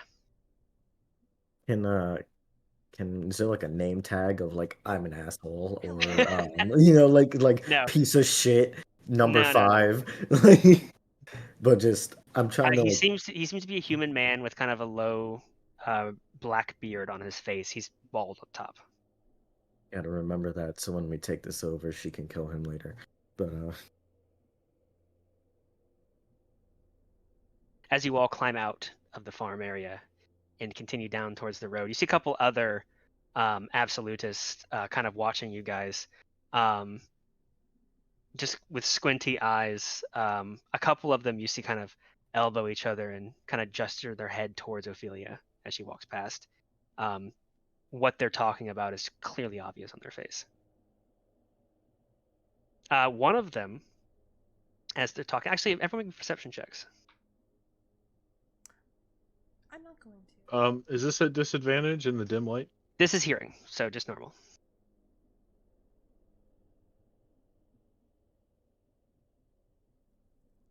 Okay. Zuri and Fenrir. What they're saying is unimportant, but who is saying it is. One of them, which seems to be an elven man, probably about 6 foot tall. He has hair. What color it is, I'll let you know in a second. Kind of fair brown hair, very pointy ears. He's very elven. You recognize his voice as the one who confronted Galador. Wait, who's Galador? The gnome. deep gnome. Oh, okay. He's the absolutist who seems to be the one who hit Galador. He chucked him into the door. Galadar, Pushed him. sorry. Pushed him? Chucked him? Through? In reality, he socked him in the face so hard he went flying into the door. Galador. Deep gnomes are 2 to 3 feet tall. And this he's bitch elevated. empty. Yeet. Yeet. But as you continue on, you will see at the edge of what seems to be the beginning of this city here, is all around the ring of the city seems to be housing and a community area that's very low quality. In fact, the houses that you come across where you can see just at the entryway is Naziath, Galadar, and Clip seeming to have reached their safe point now. They can kind of see if you're coming. Are just simply hollowed out rocks sitting on the edge of the city. When you all arrive, you can kind of look back and see that those absolutists are following you, and once you reach the actual area, they kind of just disperse into different directions. Naziath looks at all of you. What happened? She didn't want to put on her headband. I'm actually surprised you made it out alive. Well, I'm very convincing, darling. Are you now? When I want to be. Thank you for putting on the headband eventually, Ophelia. We're gonna be stuck here forever. No, we're not. Get out of this poopy pants pissball mentality, Zuri. It's starting to piss me off. Look, I understand. You have your pride. I used to have it too. but you'll have your pride to your grave. It's better. I'm sorry. Oh, go ahead. It's better dying for your freedom than living life like this, as a slave. You need your pride. Go get it back. Rise up. Fight! Nothing to rise up with. That's why we're gonna help them. We Oh. can't right now. We need to Well, help ourselves. first, let me help you.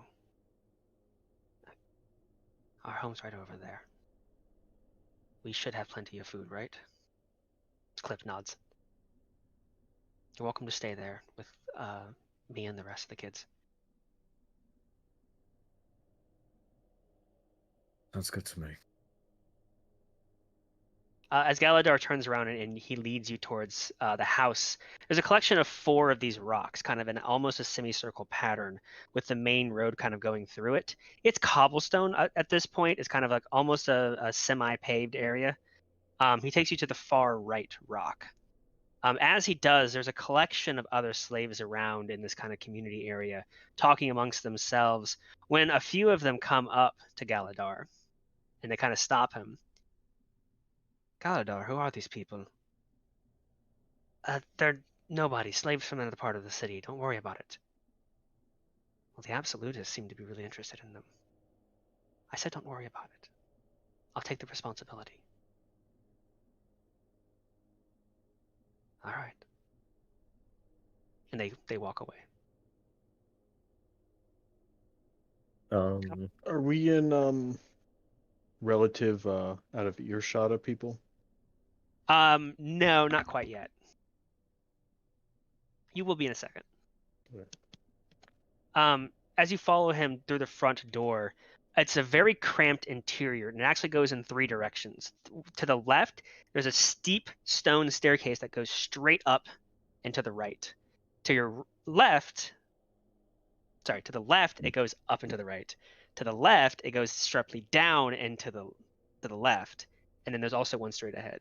He goes to the right and goes down the staircase. It seems that this rock apartment is split into 3 different sections. When you get down to the bottom, the ceiling here is only about 5 feet high. So if you're any taller than 5 feet, you're gonna have to crouch. Yeah. Clip has to kind of crouch a little bit. Galadar does not. Yeah, I'm 6 foot. The interior down here is completely wide open. There's no dividing walls. There's no rooms. It seems to follow the shape of the rock generally. There are a bunch of bedrolls lined up on one side. There seems to be a collection of cooking utensils and a little area to make some kind of food and things like that. But other than that, it's very sparse down here. However, outside of the objects, there are a few people down here. There seems to be about 6 children in various ages. The youngest being probably about 5 or so, and the oldest being Clip, who probably seems just on the cusp of adulthood. They all run over and they start showing Galadar things that they made today, or start telling him about what they did today, things like that. It doesn't seem like the kids have to work the fields, or at least the younger ones don't. And he's kind of, all right, calm down. All right, best behavior. These 6 people are going to be staying with us tonight for 1 night. I want politeness, whatever else. You know what I mean. You see, oh, okay, oh, yeah. You see Clip kind of go off to the side, and he's kind of just against the wall, watching you guys. He seems, again, he's a teenager. He seems to have a bit of an attitude. You see another one of the boys. He seems to be about 12, 13 years old. Goes over towards Clip, who's against the wall, and kind of just tries to like almost emulate him a little bit. Clip looks down at him, rolls his eyes. Galadar turns back to you. You're welcome to rest wherever you can find a space. Clip, can you go grab the s'more bread for everyone? Yeah, on it. It's not much down here. but it's safe.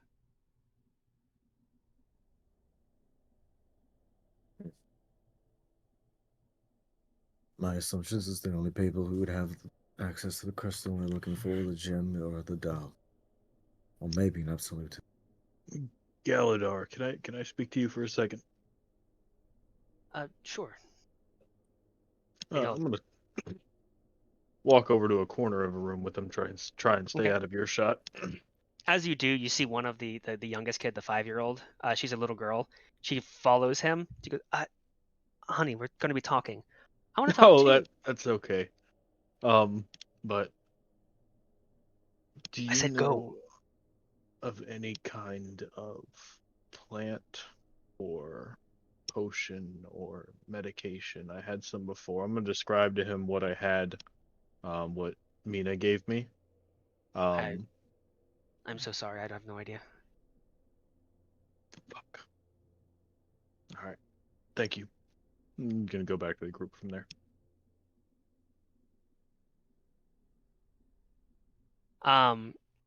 Another girl. She seems to be about 8. Walks up to Zuri and is kind of, Hi. Oh, so Zuri's hair turns back silver. Hi. "Hi." How are you?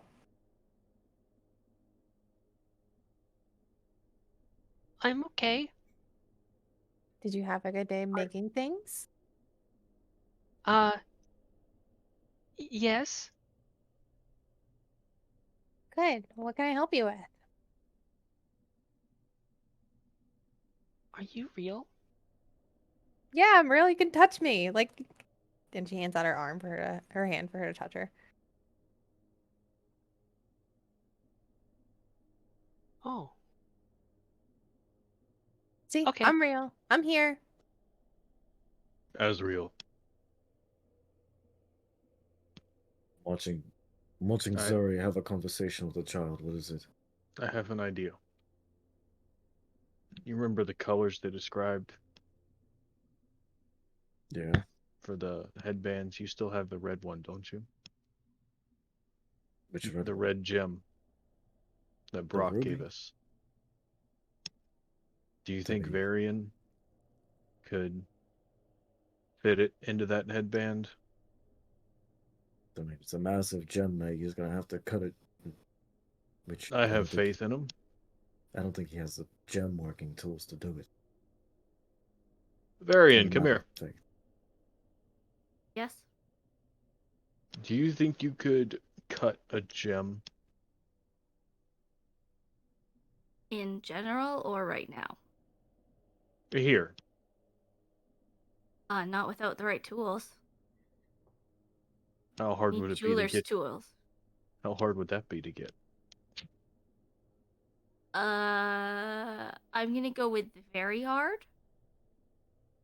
Considering I don't think we're supposed to leave this little rock circle area. Well, damn.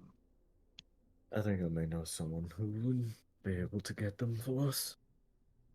Where's Clip? You'll see Clip pretty shortly after he left come back down with there seems to be a basket full of loaves of bread. The bread is tinted blue. He starts handing out pieces to the kids. I'm gonna wait for him to come over. He comes over. "Bread?" Brad, I got a question for you. "Okay." Well, one, you seem to be the sneaky type. Who's What can asking? you tell me? I am, because I'm on the same accord. Did Galadar No. put you up to this? No, my own questioning, because I'm curious. What can you tell me about the lower city that we're in right now? The what now? Lower city, like the cast that we're in at this moment? It's called the Pale Barrens. Pale Barrens. Yeah. Right. Now, can someone maybe acquire jeweler's tools in the Pale Barrens? Not unless you're an owner. Do you think someone could acquire them illegally in the Pale Barrens?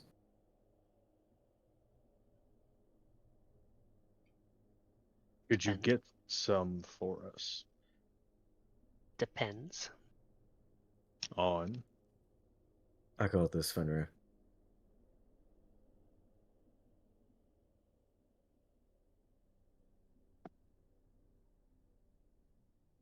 I may be able to get you something that'll help. But it will require something in return. What is it, something in return?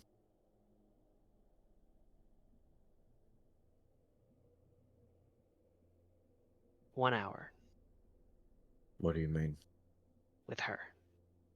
As he looks at Yep. Ophelia across the room. Oh, I will stab you, mate. Oh, I didn't know. I'm sorry. She belonged to you. I'm protective. Now choose something else. Nope, that's what I want. Well, mate, let's figure it out this way, alright? You can either be stuck in this cave for the rest of your life, or you help us get out of here, and we'll definitely come back and help you free. I would like to do something here. What would you like to do? I would like to use channel divinity to emissary of peace. And can I do a persuasion check What are you trying to persuade him of? to get these jeweler's tools for us for free? Okay, how do you want to say that to him? We need these tools to free your people. And I This just want 1 plan, hour with her alone. That's it. we have a plan, but it required what's more valuable, an hour with her. And I'm gonna lean in close. Like, to be honest, she's a bit of she's not very she's a pretty awful person. You don't want an hour with her is like an eternity in hell. Well, it's a good thing But I'm already what's more here. important, an hour with her or the safety and freedom of your people? An hour with her. Mates, Make So me a is this not persuasion. Make me a persuasion check. Okay, all right. And this, I'm gonna use my channel divinity, so this is gonna be a +5. Yes. 21. 21.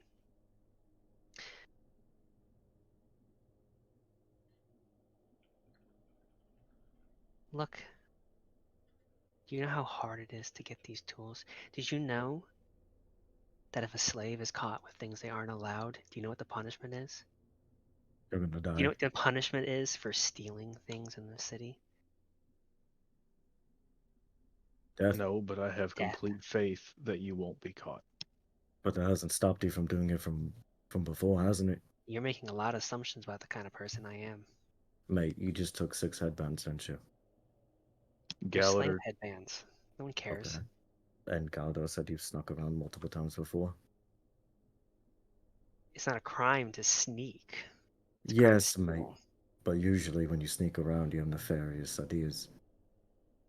I don't know what they do in this city called Nexus that you're from, but here in the city of jewels, sneaking is just something we do. If you don't want to get caught, it's usually because you're doing something bad. 10 minutes. No. Just give me 10 minutes with her. No. Come on. No. I mean, I think it'd be up to Ophelia. I just want to talk to her. Fenrir, shut up. No.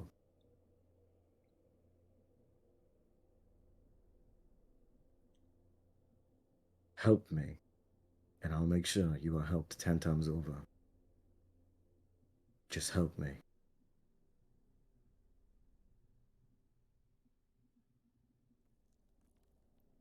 I won't tell Galador. It'll just be between us.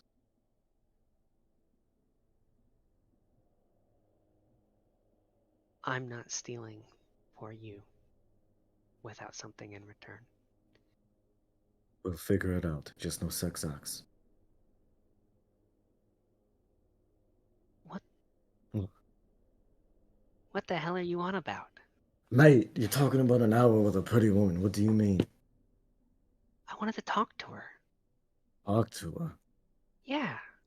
Now What? you can just go up and talk to a person, Shh. right? Varian, Well, we're trading here. Hey, it's between me and her, okay? I just wanted an hour with her. Mate, hold on. Hold on. Hold on. Give me. Wait.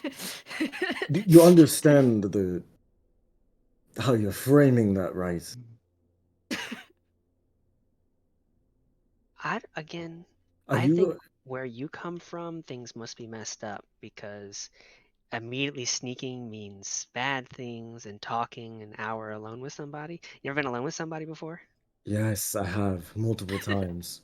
And usually, when someone says to another Well, person, according an to where hour you're with you," from, you must be fucking them then. depends on the occasion, but it's not the circumstances. If you're saying, usually, when someone says, "I want an hour with that person," they want, to have sex with them, not to talk to them. Okay, What is this, therapy? okay, one, do you own her? She's part of my group. I don't own her, but I'm very protective of her. Okay, so you don't own her, right? How am I gonna have sex with her if she doesn't want to have sex with me? Wouldn't that be up to her? That is up to her, mate. But I you mean, understand the way you approach the Again, where you come circumstances. from must be very messed up. Azriel, when we met her, she was traded an hour for a loaf of bread.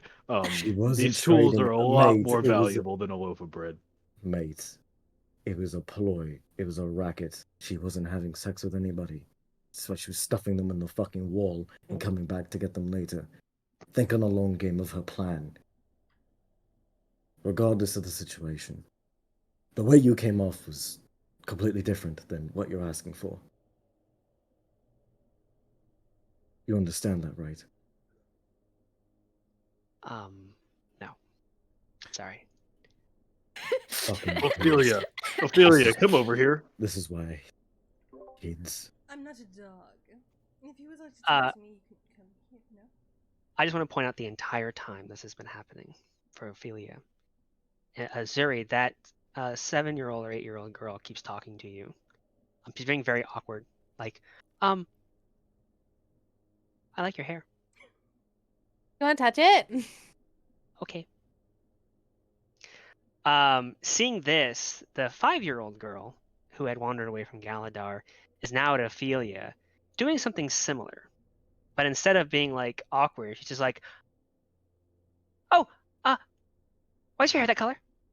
Why's your eye that color? Where'd you come from?" She's just like asking it. If you're like, "It's because my hair is that color." Why? She seems to be in her why phase, and she's just annoying the hell out of you. Fenrir, I couldn't hear you over the inane chatter. What did you say? Ophelia, how would you like to wear a red headband, the highest one, rather It's not the highest than... one. The Yeah, red it was. headbands Wait. red headbands make you Red? the mind controlled slave. Yeah, don't But wear red headbands. Don't. Oh, good. Are we talking about the headbands? She'll get up and she'll approach the group in the conversation. Because I have feelings about the headbands. no, wait, quick question here. Just wearing a red headband doesn't make you a slave. Like you have, right? Like you have to be some makes- magic or like No, just a... the red headbands, they are magical. What if we had a random ruby and could, I mean, just wearing a random ruby Well, from up top? the red headbands also signify that you're a thrall of the Tao. The Tao don't come down to the Pale Barons. They send their representatives, their thralls. If you're wearing a red headband, it means that you are representing a Tao, and there will be That questions asked.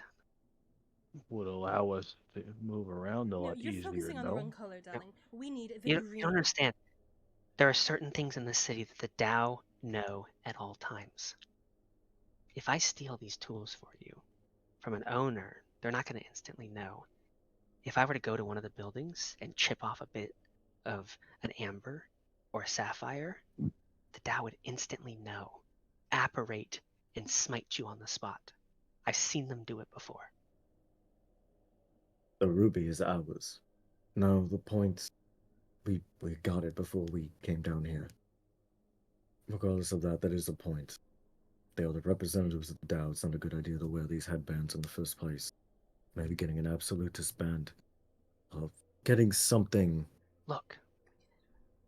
Galador is across the room dealing with the kids. I wanted an hour because I was not going to get you the jeweler's tools that you wanted. I was going to get you something better. And that is?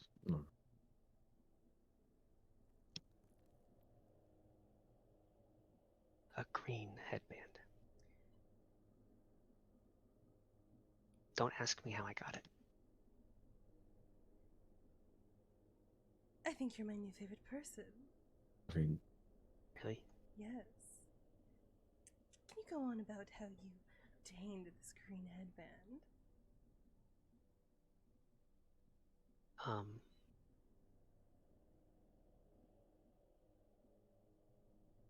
He has kind of a 1,000-yard stare as he's looking at the ground. I got it. you kill him, mate. No.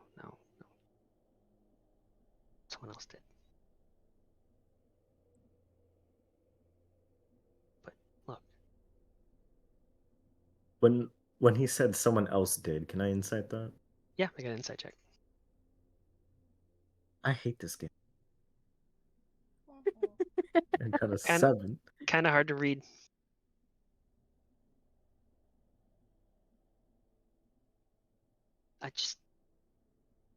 I'll give it to you. I don't have any use for it. No one's buying it off of me.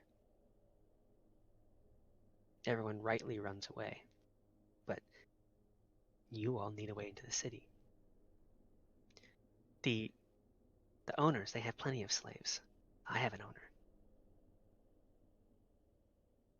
5 slaves and an owner in the inner part of the Pale Barrens.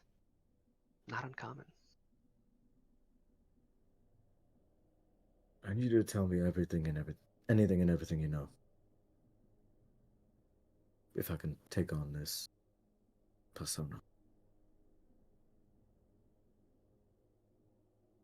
I don't know a lot about the owners and what they do.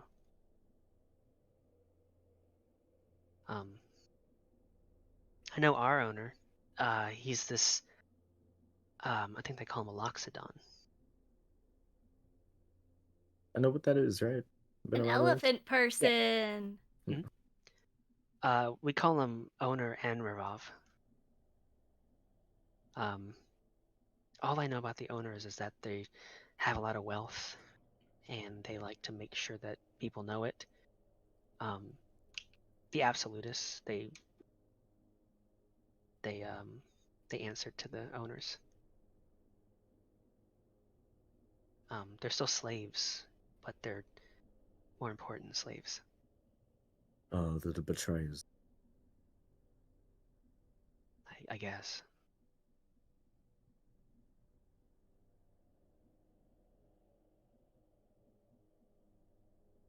Just, as Galadar puts it, they're arseholes. I mean, that's true as well. Look, Clip, I have a question for you. Zari, can you Been asking a lot of them already. I don't know why you have to ask more. Because if I'm trying to figure out a way to get out of here, to then come back and, save you and save everyone else here so that we can have the perfect life they ever wanted, I'm gonna need to know as much as possible. Zari, can you show him the gem? Please. Zari looks at you like, are you sure?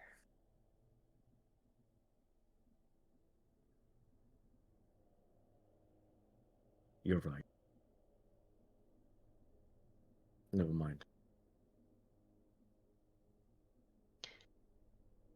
I went 2 hours with her. You're going up in price, mate. Cause I know something else. Go on.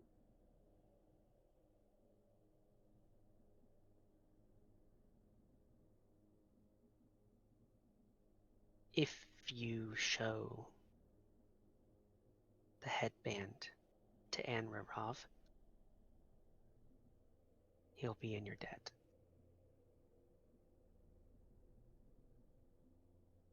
Or at the very least, you'll have something over him.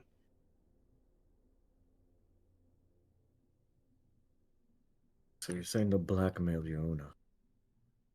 You could. With And that how would headband. How would I go about doing that? I don't know. I know what he's done. And once he sees that headband, he'll know that you know. I don't know what kind of influence he could have, but it would be more than anything I can do. You're implying that he was the one that killed the one previous owner? Yeah. Smart.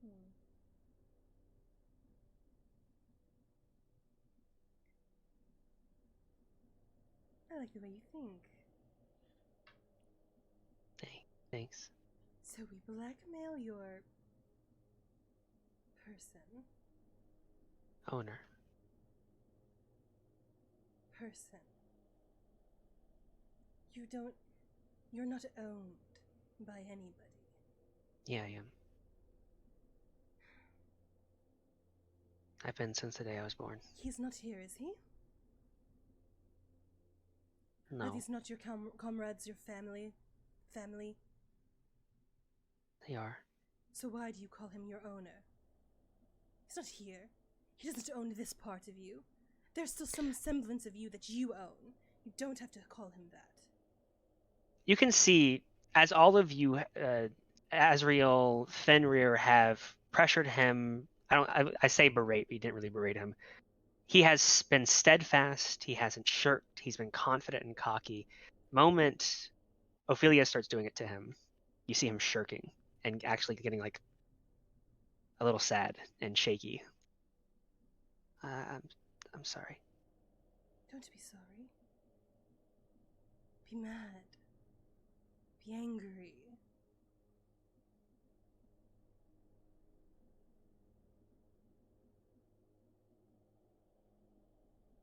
She'll grab his hand. Look at me. Don't call him that. Not in private. Not here, where you can be safe and free. We're not safe. Dao have ears and eyes everywhere.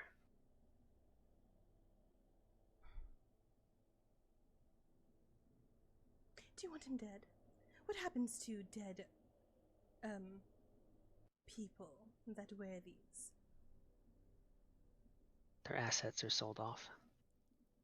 Oh, are they? And so if we happen to wear this green headband and want to acquire you and your lot, we could do that?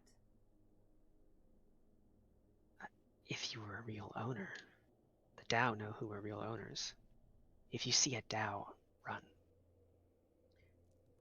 Because the owners are slaves too.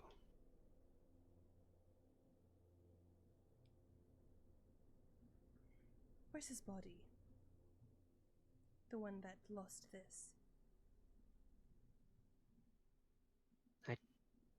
I chucked it to the Kruthix. Good way of disposal. Smart kid. Another 1,000-yard stare. What you've had to deal with is terrible. I'm sorry for that. I'll figure a way out of here, and we will be back. I appreciate you and all the information. And I appreciate the 2 hours with her. He Albert, smiles at Ophelia. talking. 2 hours? Alone. What was he talking about? Maze, like, he wants to talk to you for an hour. 2 hours. An hour. Because I'm Didn't know such I had- great company, you've singled me out. Hour and a half.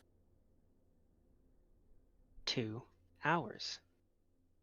Oh, you're gonna rescue me and then screw me out of my deal? You know better than the owners. I'm sorry, Sorry. did I just hear you bargaining my time? Azrael? It's up to you whether you want to agree or not. That's what I thought. It was going to be that to begin with. I just like haggling. My time is not yours to haggle. Of course it isn't. Oh, get that face out of here. You're right. It isn't my right to haggle. It's up to you however long you want to. Or if you want to talk at all. I just enjoy the sale. Bad choice of words. I just realized that one. Alright. Into the doghouse I go. Clip, was it? Yeah. She puts out her hand, like her arm. Take me away from him, over there. Let's Okay. chat. He just kind of like, he doesn't like loop your arm like you're expecting him to. He just kind of like grabs your arm awkwardly and walks you away. Oh, okay. A big weird smile on his face the whole time. I think you're in big trouble. I was talking about the process of just negotiating Yeah, is what I I don't think enjoy. she took it that way. He didn't take it that way at all. And I can tell. It was a bad choice of words. What's you hear Galadar's voice behind you. What's going on with Clip and? I'm so sorry, I never got any of your names. They're making friends. Is Zuri still talking to this child? Were you a part of the group or are you still talking to the child? Oh, you're probably still talking to the child then. I would say at this point, she's if you told her like you're from Nexus, she's like, "What's it like?" And then as you're telling her, you see some other kids come over and start hearing you talk about Nexus. I've collected the children.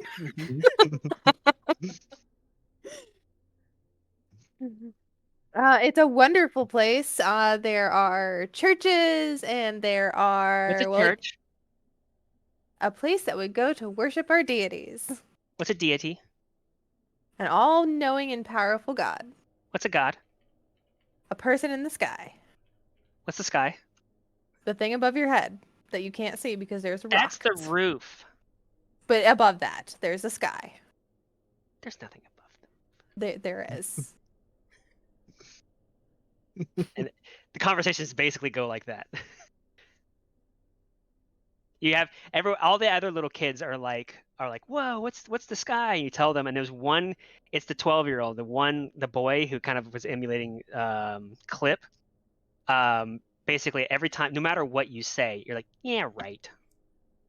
That doesn't exist. That's not real. Don't believe me, it's up to you. I mean, I'm just saying, there's more out there than what meets the eye. Shut up, Zip.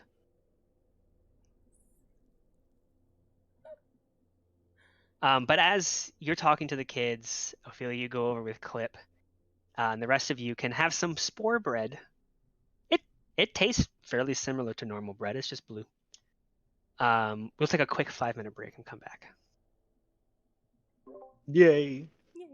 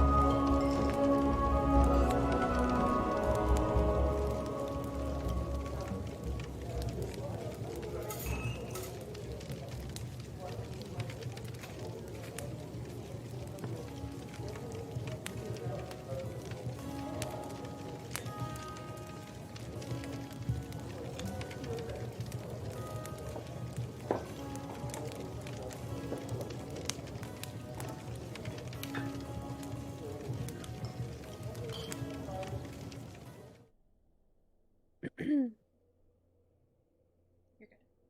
Okay. Welcome back. Last we left off, the party is currently underground in a ratty slave apartment underneath the bottom of a rock on the edge of the city of jewels. So far, a lot of jewels, but a lot of slavery. Zuri, you are currently explaining to a group of kids from about 12 to 5 everything about the world as you know it. They seem thirsty for knowledge about the outside world, all except for the 12-year-old, who again continues to be a little asshole.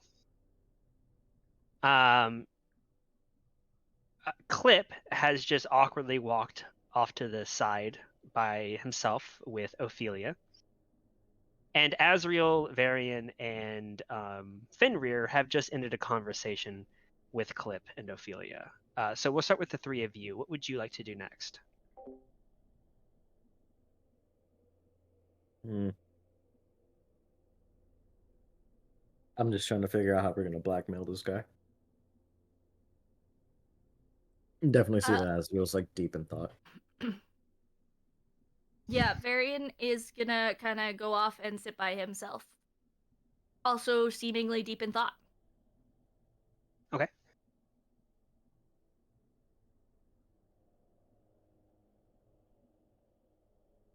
All right. What about you, Fenrir?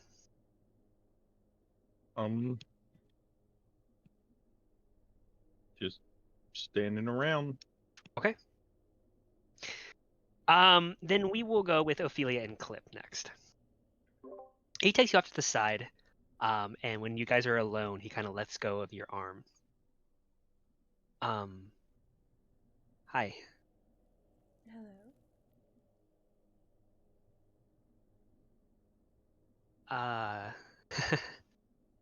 So, what's your name? Just between you and me, it's Ophelia.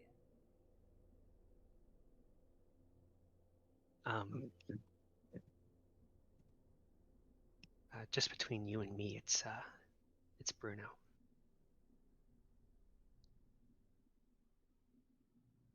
Why do they call you Clip? Because I call myself that. Because I can clip things real fast. As I've noticed. I like the work you've done with the headband. The disposing of the body is smart. My owner uses me as kind of I do a lot of dirty work for him. Just with you and me here. Yeah. I don't see any ears. I don't see any eyes. Don't call him that. Just with you and me. Okay? This can be our little safe space. Oh, okay. Okay? Okay. Okay. And she'll kind of nudge his arm, his shoulder with hers. Can you believe that guy over there, he thought I wanted to fuck you? You don't? No. It was kind of embarrassing.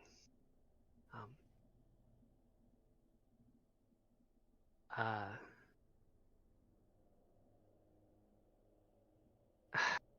just go right on and say it. You kind of look like my mom. Oh. She had red hair like yours. Oh. Yeah, what a fucking asshole, that guy. Could you believe that? Yeah, he's... I don't know, he might have... What? I think he hit his head when we fell down here.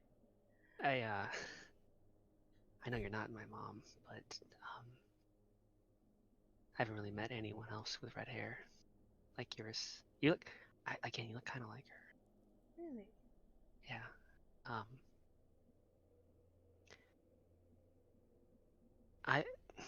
I was wondering if you could, just talk to me a bit. Of course. What did your mom like to do? What were her passions? And he's tearing up.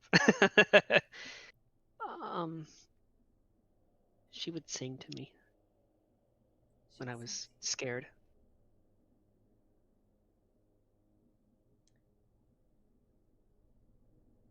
Well, I'm told I have a bit of a voice. Would you like me to sing to you, Bruno? If that's not too weird. Not at all. But you have to do me a favor. Mm-hmm. I'm going to sit here. Ophelia's going to sit down. She's going to put her back up against the wall. He's gonna sit down as well. She's going to... I don't know how else to describe it, but she's going to move her part of her legs a little bit. But you're going to sit right here. He just settles into you. And then she's going to reach behind him and put her arms around him, and then she's going to, like, kind of... Actually, she'll do this first. She'll place the red locks of her hair, like, at his shoulders. It's long and wavy and thick. And then she's going to hug him from behind. At this point, he's just gonna start crying. Baby. and Ophelia will sing. She will sing a song.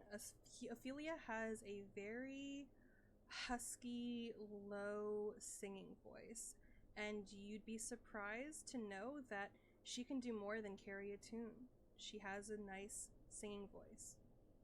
Very nice, in fact. And Would you like to demonstrate? Yeah. 100 bottles of beer on the wall, 100 bottles of beer. Take one down, pass them around. You used to sing that to me all the time.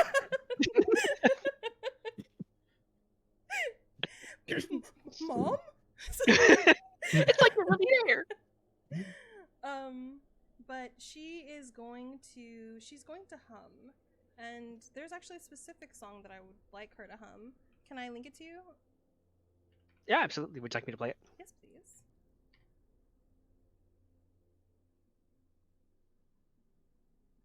Let me find it. Un moment, por favor.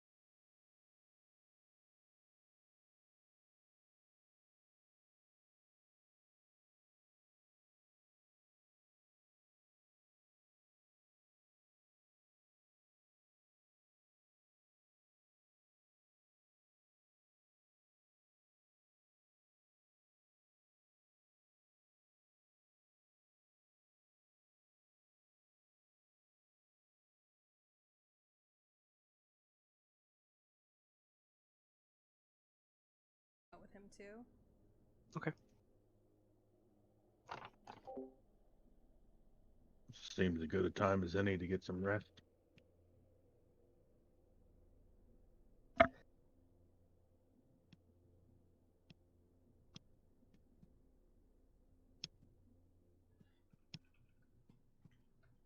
Are all of you going to get some rest?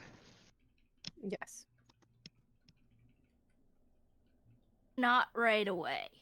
Yeah, same. Zuri's exhausted from talking to the kids and having to keep up with their energy. Should have turned pink haired, Zuri.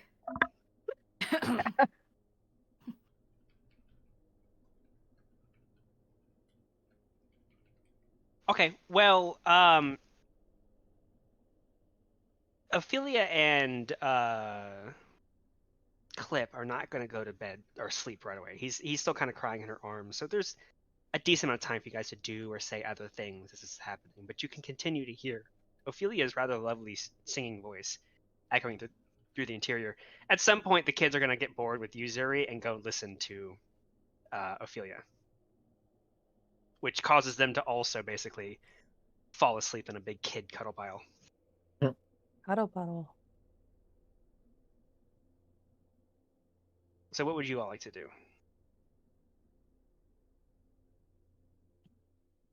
Get some rest.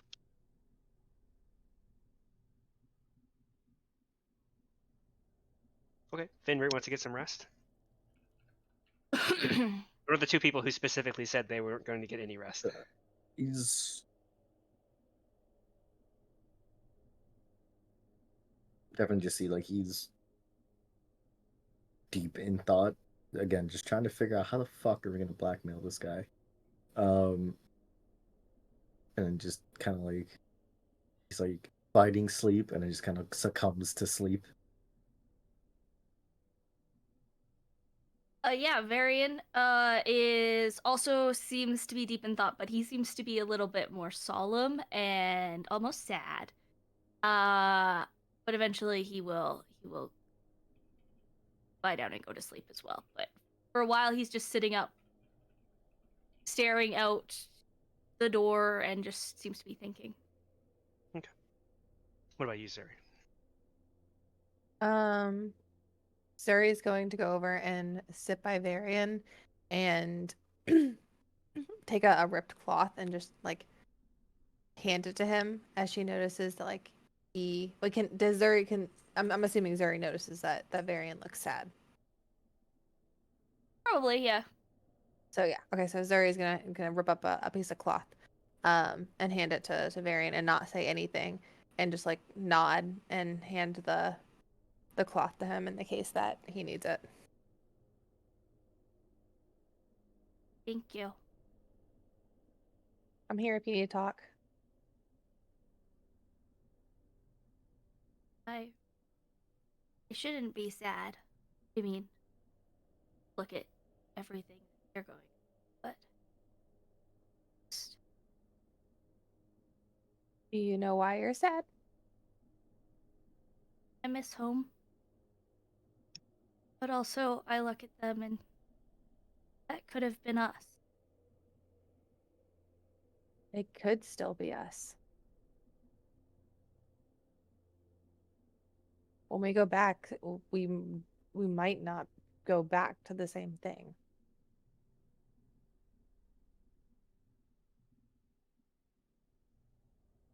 Yeah. And I want to help them, but we have to first. Can't stay here forever and help them fight for their freedom, and that makes me sad. it makes Zuri sad too. But Zuri knows that we'll do everything we can to help who we can, as we can, hopefully. And maybe some good will come from that.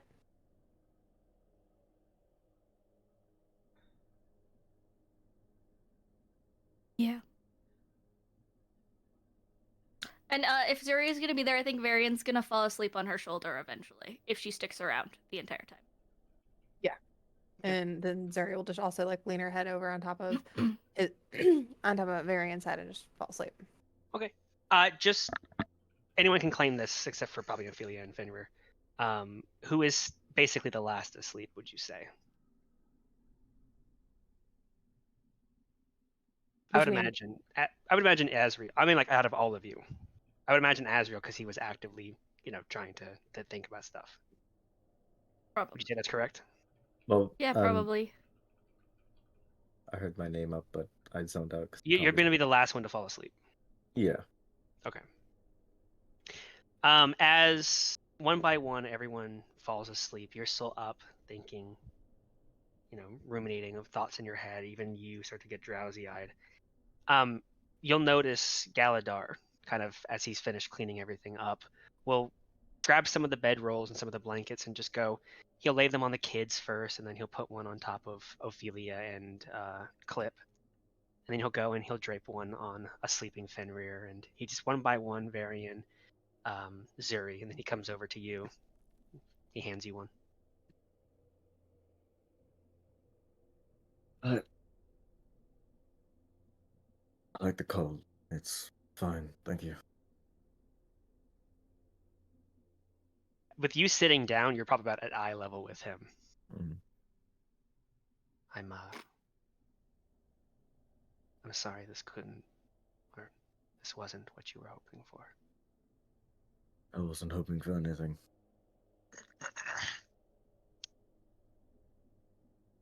We all have hope.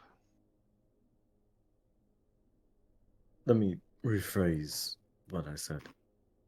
I didn't come into this with a certain expectation.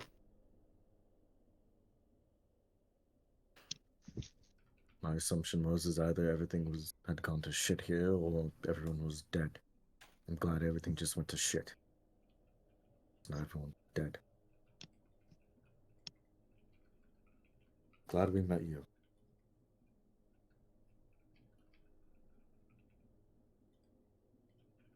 There are days that I feel the alternative would have been kinder.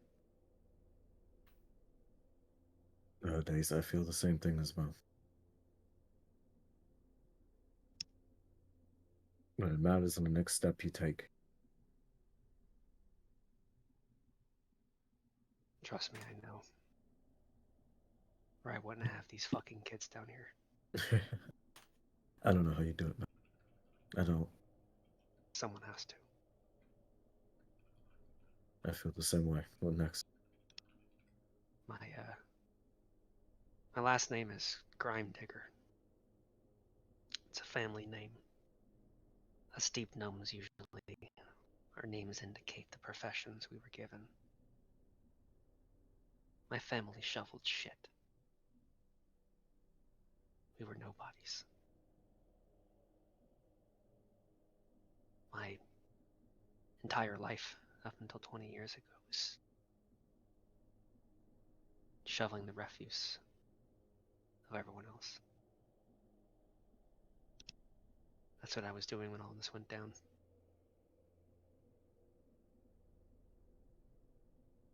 But because of all this, I don't have to shovel shit anymore. That is an upside. And I get to make sure these kids have as best a life as they can. That's what matters most. And the people outside, they respect me. They see me as a leader.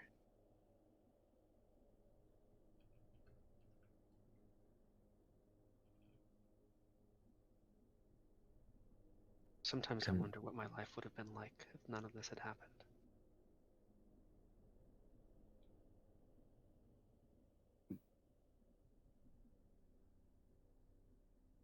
The same thing as well. Can I ask you something? Can you become an owner?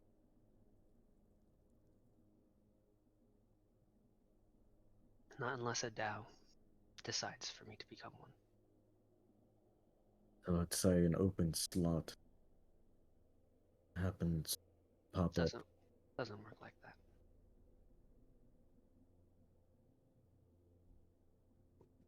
If the owner dies, then all their assets are sold to the other owners. And if the DAO feel like they want to elevate someone to ownership, they will. Everything, and I mean everything in this city, is owned by one being.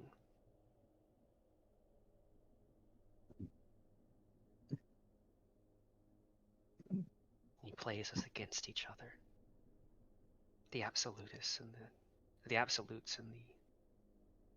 The owners, they get resources, privileges that we don't. And they're reminded daily about what would happen if they didn't do what they're supposed to do.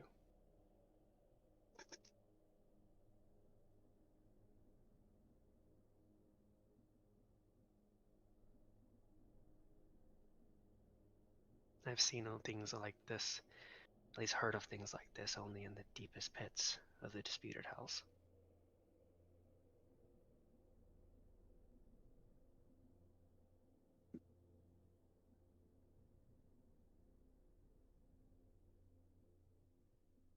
I'm trying to figure out how to get us out of here.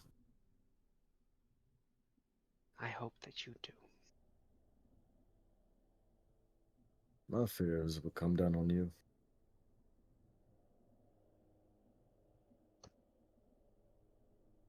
To me, what else can they do?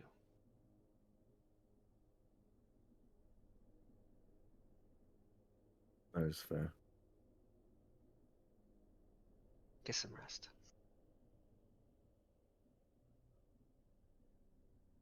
He'll leave the blanket in front of you anyways. And he'll walk back across the room. And go lay down. And Azrael's just gonna angry stare at the floor, trying to figure out what the fuck to do. And just promptly fall asleep after that. Okay.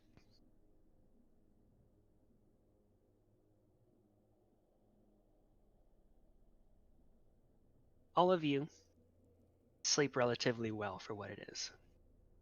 It's not the comfort of your own homes, but at least there's a roof over your head, however short it is. Your bellies are full. And you can't help but think to yourselves in moments when you're asleep that you haven't seen any starvation here. You haven't seen any kids go hungry.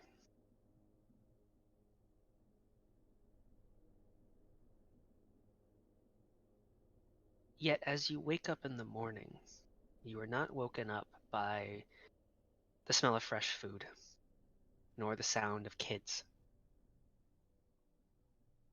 Ophelia, you realize quickly that Clip is not in front of you when you, awake. Because when you all awake, you will hear Clip's voice calling across the room.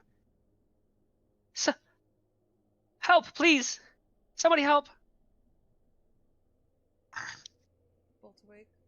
You bolt What? awake, and you can vaguely hear commotion outside. They've got Galadar. What happened? The Absolutes, they drug him out of the house. When? How long ago? A couple minutes. Get He up, went outside to everybody. talk to him. Get up, everyone get up. They took Galadar. Fenrir jumps up. Alright. Back to business. As you all get up and rush outside, going up the cramped staircase,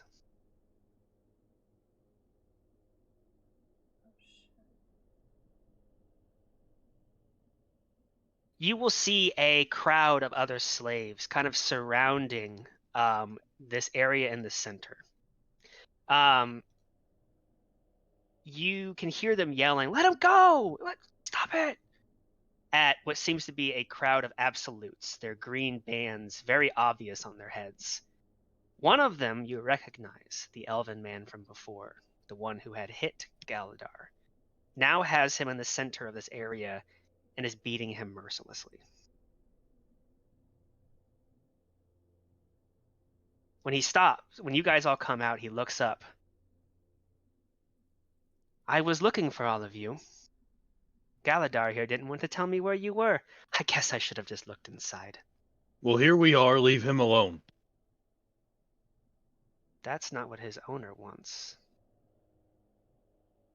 But his owner also wants to speak to you all. Leave Galadar alone. When Zuri woke up, she had red hair. And she's furious. Like, she is super mad. You could see it in her face. There is envy. There is not envy. There is straight rage, and it's all over. It's written on her face, and she's clenching her fists. And okay, well, if he wants to speak to us, we're here. Take us to him. Like, what else do you want? He reaches down and he grabs Gallagher by his hair and he lifts him up. And this is a tall elf and a short gnome, so he's hanging by his hair. If you don't mind, I need to teach this gnome about respect. Well, I do mind. Slaves don't get to talk that way. Well, it's a good thing we're not fucking slaves. And she's gonna cast a spell at him. All right. Well, I would like you all to roll initiative. all right, well. And it fucking goes. Initiative. We haven't done Make this sure you before. click on your token first, and then you click on initiative on your sheet. Donnie, Ooh, do we nice have roll. time Mhm. to pick our spells and stuff? / can I make my crafted item things? Because we had a long rest. I What's believe it's as it says as part of a long rest. So yes to your crafted items, no to picking spells. And my question is, who took off their armor? I never mean, did. if we went back into the cave, I would have put my shit back on. My Okay, stuff's You went to light. sleep? Like, Yeah, like, you sleep in your armor? Azrael sleeps in his armor? yeah. It's just leather, right? You're just leather? Yeah, it's just normal I'm not leathers. seeing initiative. Up at the top. But when I click it, it doesn't do anything. You gotta click your token first. Are you and selecting your then- token first on the map? Yeah, so I click did that, and the that. bubbles appear. And then do I need to Okay. click open character? No, then you have to go back to your sheet and then click initiative. Oh, I have to do it on the same thing.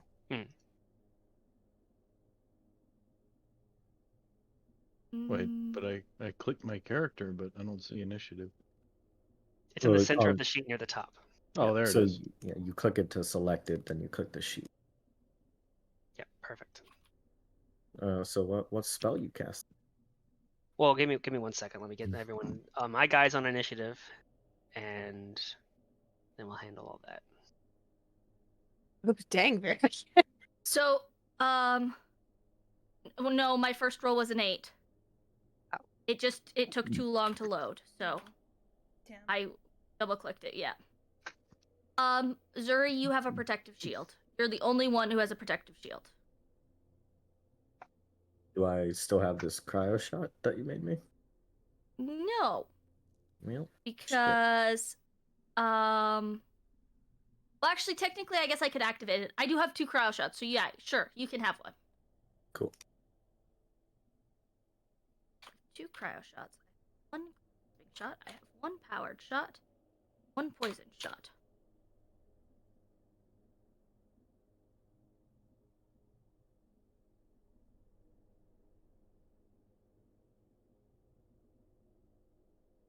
Went from how we're gonna blackmail this guy to fuck it, we're doing a revolution. like in half Time a is second. now. And don't let me forget Anaziath, who I've also continually forgotten as he's I been here. absolutely forgot. I that man forgot was about here. that guy. I He's actually just- I was gonna talk to him this morning, but then we didn't have a chance. So Yeah.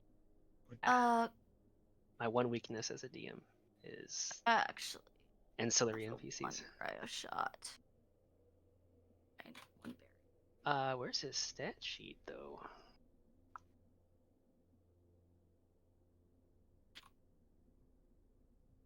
Well, I'll just bring it in again.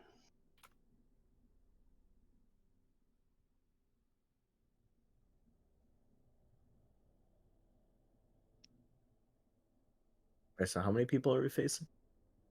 So there are what seems to be 5 of these guys. They're humans. Basically, they're all humans. One seems to be a dwarf in the back. He seems to be a little bit more important looking. Then there's the elven guy that you know, the asshole. And then I'm gonna say green here. He's the guy that was bullying Ophelia. Okay, cool. So you get to beat the shit out of 2 people we don't like.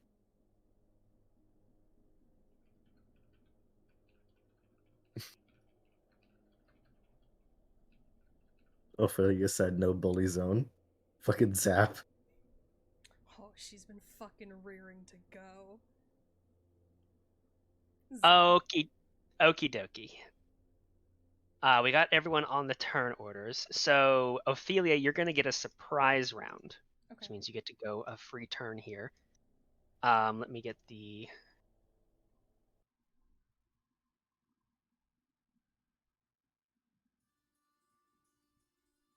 so, Ophelia, what are you casting on him? So it's a full turn, right? I get action, bonus action, Yes. movement. Okay. Yeah, the moment she's like, "Well, it's a good thing we're not fucking slaves," a black and red bolt of lightning shoots down over her body, encasing her in an electric field. She's actually going to step up, as she says that, to get away from the group. I'm gonna say she goes there. This red and black electricity shoots all around her as she enters into an arcane fury. Alrighty. And I'm gonna click that once Roll20 takes more than 2,000 years to load. 1 second. Also, according to your sheet and your token, you have 0 hit points. Cool. Eyes. I saw it. It's like Fucking flashbang. flashbanging myself. Like, jeez. Oh, there it is. Arcane Fury. God, I'm sorry. My Roll20 is always so slow. Arcane Fury. Clicking that. Not Surge up. Okay. Ophelia is... Wait, what was it that you just said, Donnie? Sorry, my brain is... You have 0 hit points I on have your 0 sheet. points. That's not correct. I'll fix that in a second. Ophelia is going to reach behind her back where she has her cloak. And if you guys are looking... If anyone happens to be looking at Ophelia, you're going to see that there's like a bit of like a hidden pocket behind her. And she's going to take out a massive, massive ruby. It's the size of 2 man's hands fists together, just absolutely massive. Her hand can barely hold the whole thing in one hand. It's a raw gemstone, bright glowing red. Looks to be the color of a ruby, but this ruby is the clarity. It's almost transparent, but it's heavy and red and glowing. I will post a photo in game pictures. I haven't heard the song in years. That's a nice ruby. She's going to hold it up as she's encased in this black and red electricity. She's going to cast Chromatic Orb. She's also going to spend 2 sorcery points to cast it at level 2 and to make it a twin spell. She's going to attack the 2 men that she recognizes, the one that's holding our friend and the other guy from last night. Okay. So the first one is a 9 to hit. Okay.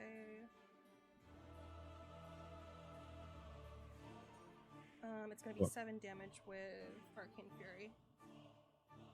Okay, so the first one's going to the elf. First one is going to the elf. Okay. Second one's going to go to the guy that she recognizes. Okay. And she's going to close that distance. And The damage is not rolling correctly. oh, it's not? What I No, did? Yeah, it's just doing 5 damage. What should I be rolling for the damage? 3d8. 3d8? I will fix it on your sheet while you're rolling.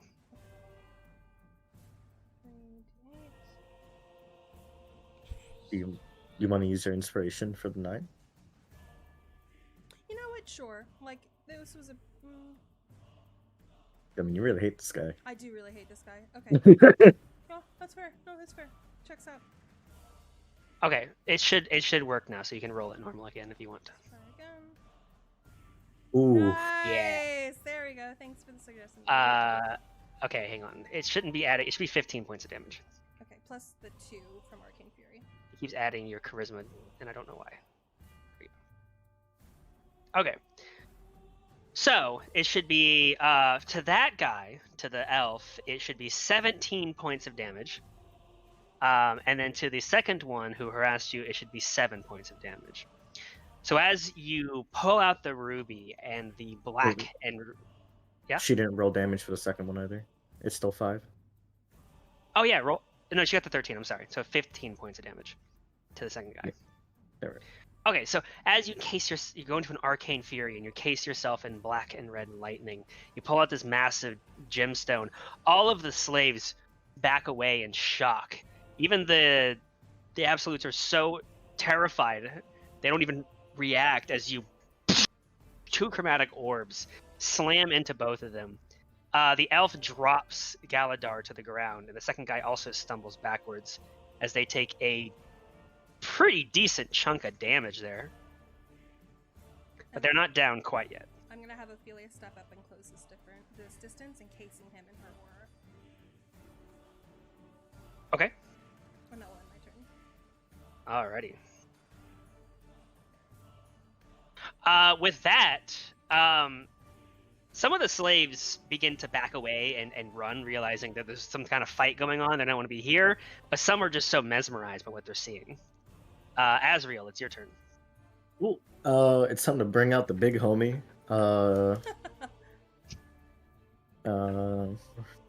As usual, Angel will apparate by his side.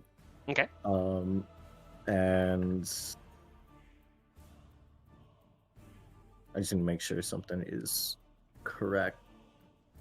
Azriel's gonna look to Angel. Secure the gnome, and he will run forward first, and that's gonna get him attack of opportunity. Actually, wait, hold on. I'm trying to think. No, Segundo, I apologize. Hey, he's fine with that. Fuck it, because that dude's gonna get fucking torched. He's going to beat the shit out of this elf dude who's messing with their friend. He only gets 1 attack, so. Yeah, I think that only at 4th level. I saw a decent attack.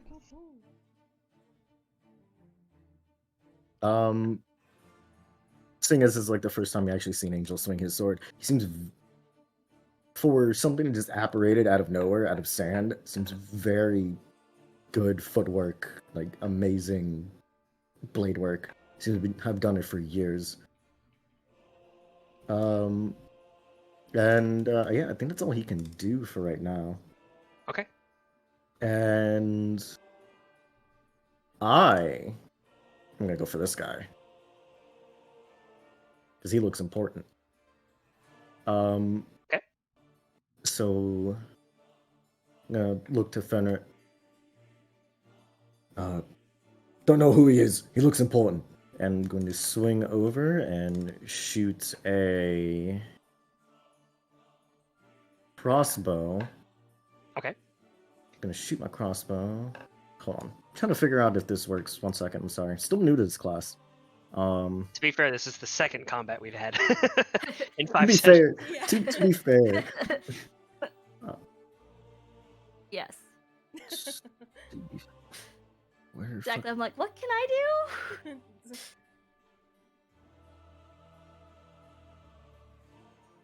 Someone make a weapon attack.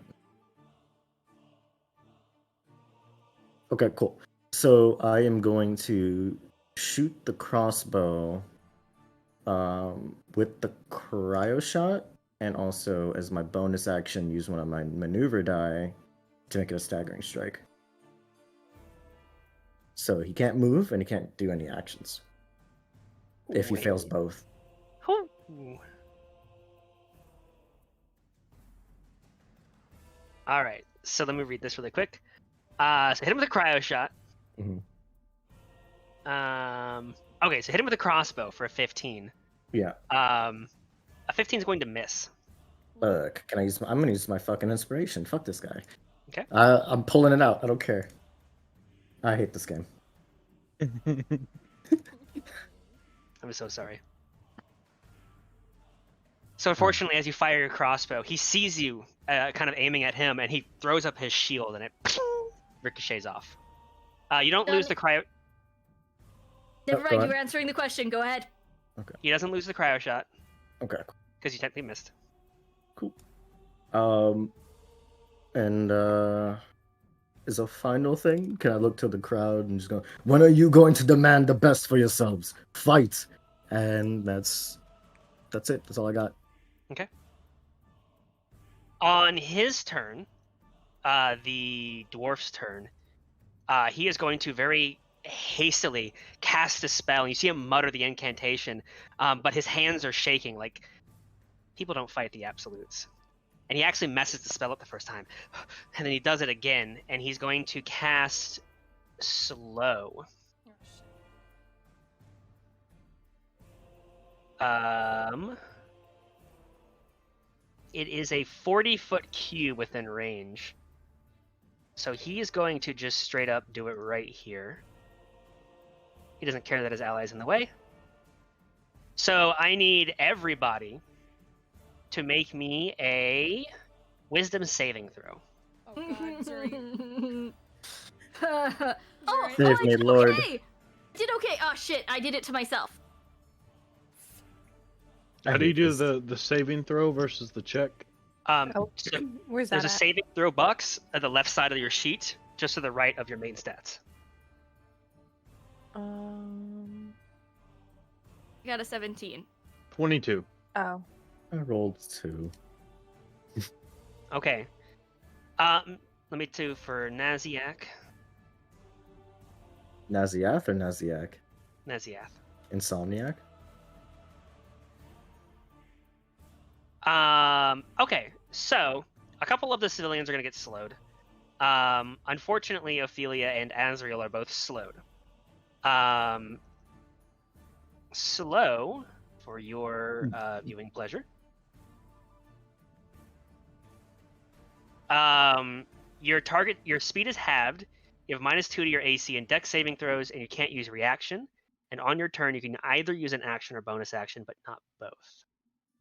Anytime you cast a spell, you have to roll a d20 in order to cast the spell in the next turn. But you can repeat these saving throw at the end of your turns. This is just in effect. It's not like an area of effect. It's just we are slowed, and now we need to try and break out of the slow. Correct. It's an area of effect when it initially goes off. Mhm. But once you're affected, it's just you. Got it. Is this like paralyzed No, it is not paralyzed. or poisoned or deafened or blinded? No, it's not, unfortunately. Damn. So, but it is a concentration spell, which means that if you do damage to that guy, that there's a chance that the spell will break. Correct. And who's the guy that did it? It's this guy right here. Oh shoot, he's far. Beat his ass. Okay. What spells can reach him? But Zuri, Naziath, and Fenrir, you're unaffected.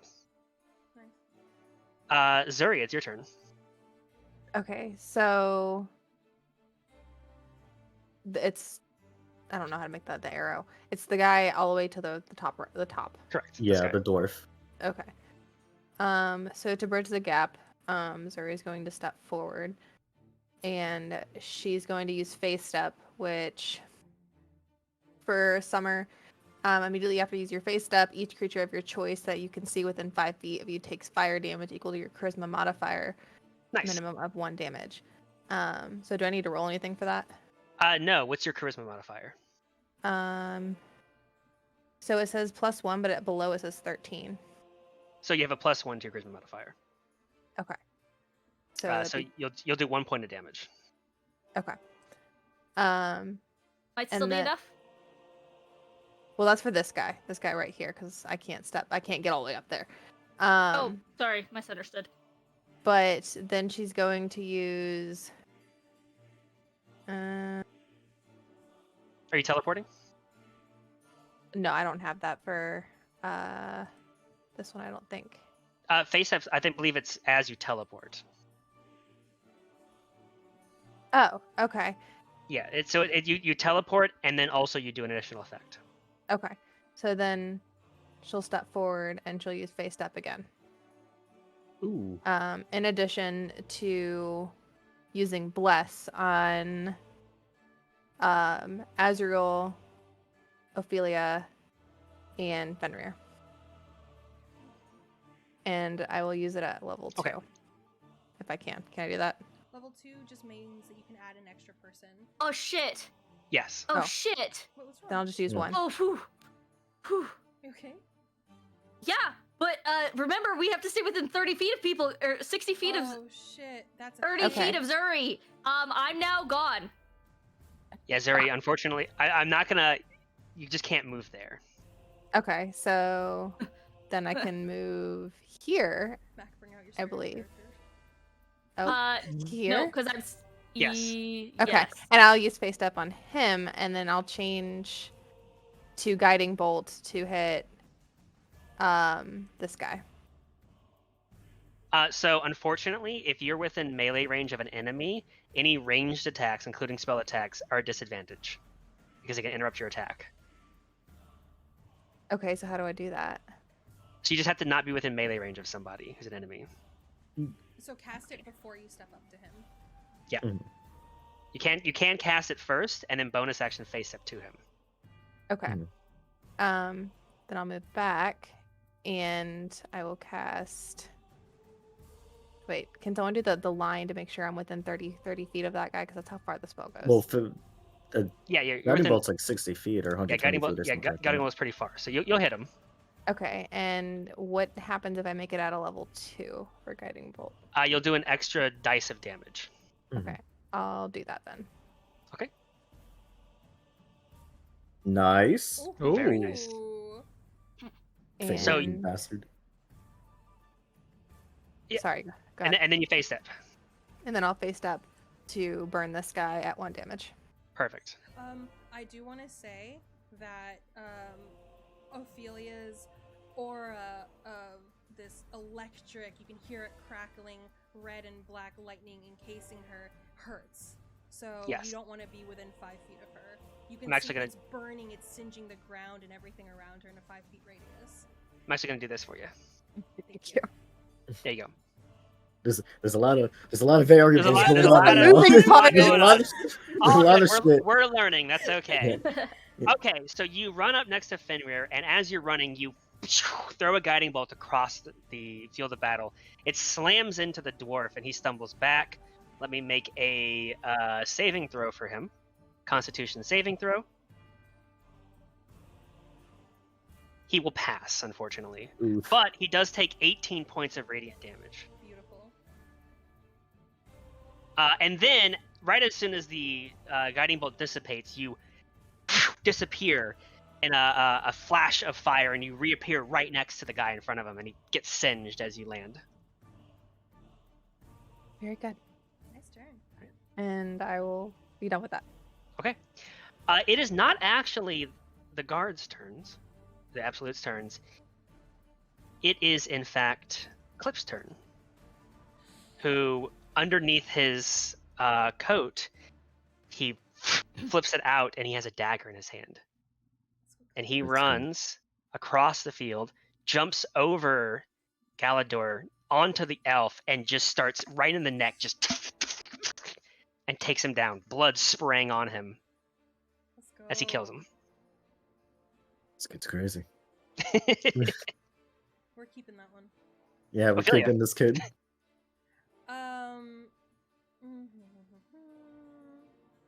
And Ophelia doesn't just have 1 HP or 0 HP, right? Oh, I'm sorry. I need to fix that. 1 second. I'm seeing 34. Oh yeah, I read Yeah. it this time.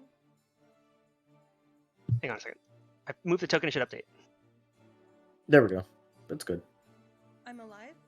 Yep, you're alive. alive. I'm alive. Ophelia is going to move. They don't take the burning. Let me just double check. It's been a fucking minute since I played. Also, I am so sorry, Ophelia. Yes. I just realized I accidentally skipped the Absolute's turns. No, please go.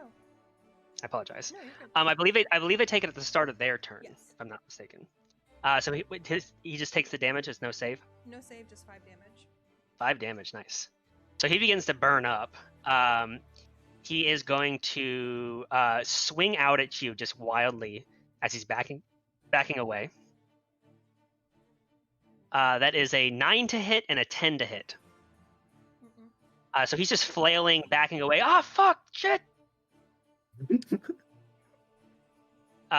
These two guys, seeing that Ophelia's on fire, aren't going to risk getting close to her, but they are going to take on the big Dragonborn dude.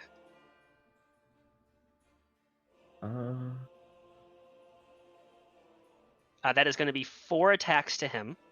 Okay. That is a nat 20, Oh, Ooh. an 11, a 16, and a 15. The Of course, the nat 20 and the 16 hits. Okay, so that's going to be a total of 19 points of damage. Oof, it just took Angel down. Alright. So the homie is gone. Yeah, so both of them, they're all wielding what seem to be clubs, little maces. As they come up to him, they actually twist the handles, and on the mace you see spikes come out as they just start to wail into him together. Wait, he only has 18 health? Wait a minute. I saw 19 on the map. That's what I'm confusing. Well, they scale differently, so that seems to be right, actually. These two are going to move up. One of them's going to go after Fenrir. Bring it on. That is a 9 and an 18 to hit. No and no. All right. The other one's going to attack Clip.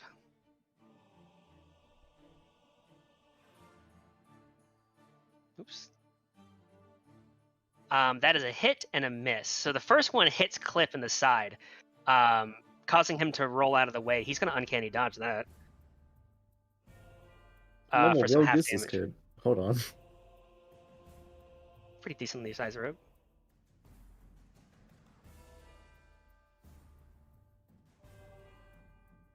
This NPC is gonna do better than I am on a turn. Oh no, I'm sorry. He doesn't have uncanny dodge. My bad. He's only 3rd level. For some reason I thought that was a 2nd level ability. No, so he just takes that. And then he's going to miss the 2nd attack. Ophelia, now it's your turn. Okay. Ophelia is going to scream in a rage, but the cacophony of the sound, even though it shouldn't echo, it echoes, and it's just piercing as she casts Shatter. She's gonna cast it here. Let me double check one more time to make sure I can get the boys. No, down. She's gonna cast it there. Yeah, she's gonna get those 3 people, so it's gonna originate from here. Come on, mouse. Yeah, there.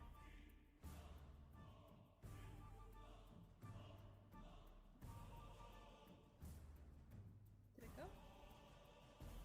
So from here? I'm so sorry. I think she's trying to hit the.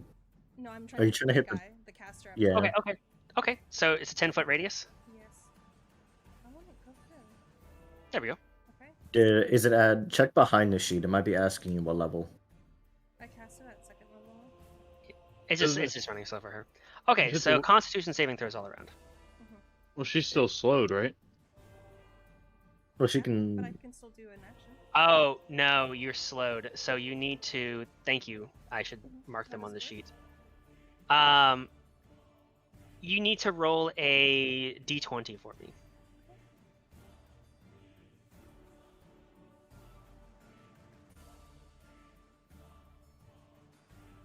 Okay. Yes. So, on an 11 or higher, the spell doesn't take effect until the creature's next turn, and the creature Oh, must use its action on no! that turn to complete the spell. I'm sorry. I didn't understand. But wait, I So- disrupted his thing, so he's not No, you holding didn't. slow anymore. He didn't. He passed the save to maintain concentration. Fuck. So you did good. On an 11 or higher, you have to take your action this turn, and on the next turn, you can use your action to complete the spell. God. If you had rolled lower than an 11, you would have just wasted the spell. Oh, good to know. Okay. I can still move. Yes, you just have half movement. Half movement.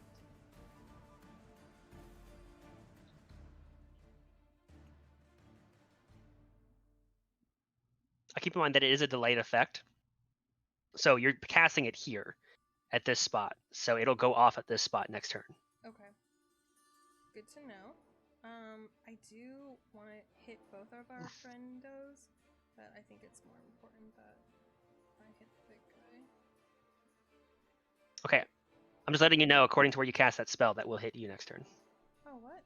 Oh, I'm sorry. I keep thinking that I did it in a line. That's so much easier. Thank you for the visual. Okay, hold on. Let me go back to where I was. Roll20 really stepping up their game. I could have moved 15 feet. Good clock. Okay, just to be safe, I'll move over here. Okay. Perfect. Varian.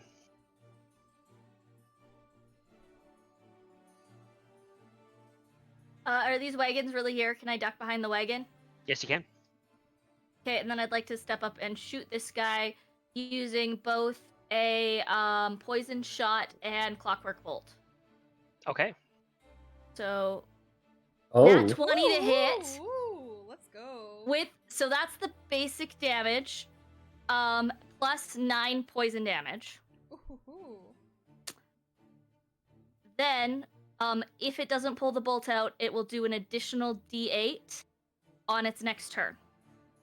Okay. I'm gonna say it's gonna take 2d8 next turn because of the crit. Perfect. Okay. So really quickly, he takes 8 points of damage. He's gonna take a Constitution saving throw for the poison. He passes, unfortunately. Dang. Okay. So he's going to take none of that damage or half that damage. Looks like none of the damage. No, it does the damage. Oh, he's just not poisoned. Okay. It's So not poisoned. he takes 17 points of damage total. Yeah. Um, But it's adding it wrong. It should just be 5 damage, not because it 5 doesn't damage. Okay, roll me another shouldn't get d6. plus my intelligence. Yeah, it's a piece of ammunition. It'll Yeah. also crit. So roll another d6. So 11. So 11 plus 8 for 19 points of damage to him. Cool. He's not poisoned, but he needs to make another con save for the slow. That is a pass, unfortunately. Damn it! But he's not looking very healthy. But yeah, then I'm gonna just duck down behind this thing. Okay. Because I have no bonus actions. Fair enough. Fenrir. All right, I'm gonna go ahead and invoke attack of opportunity from this guy because I'm trying to move over here.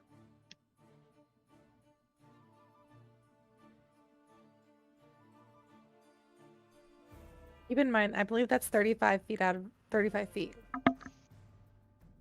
What, Yeah, farther, yeah. 5, farther 10, one. 15, 20. It's 20. That's 20 20. feet, yeah. Okay. 20. We have to be within 30 feet of you. So I have Yeah. to put straight. So yeah, attack of opportunity on Fenrir. Okay, give me 1 second.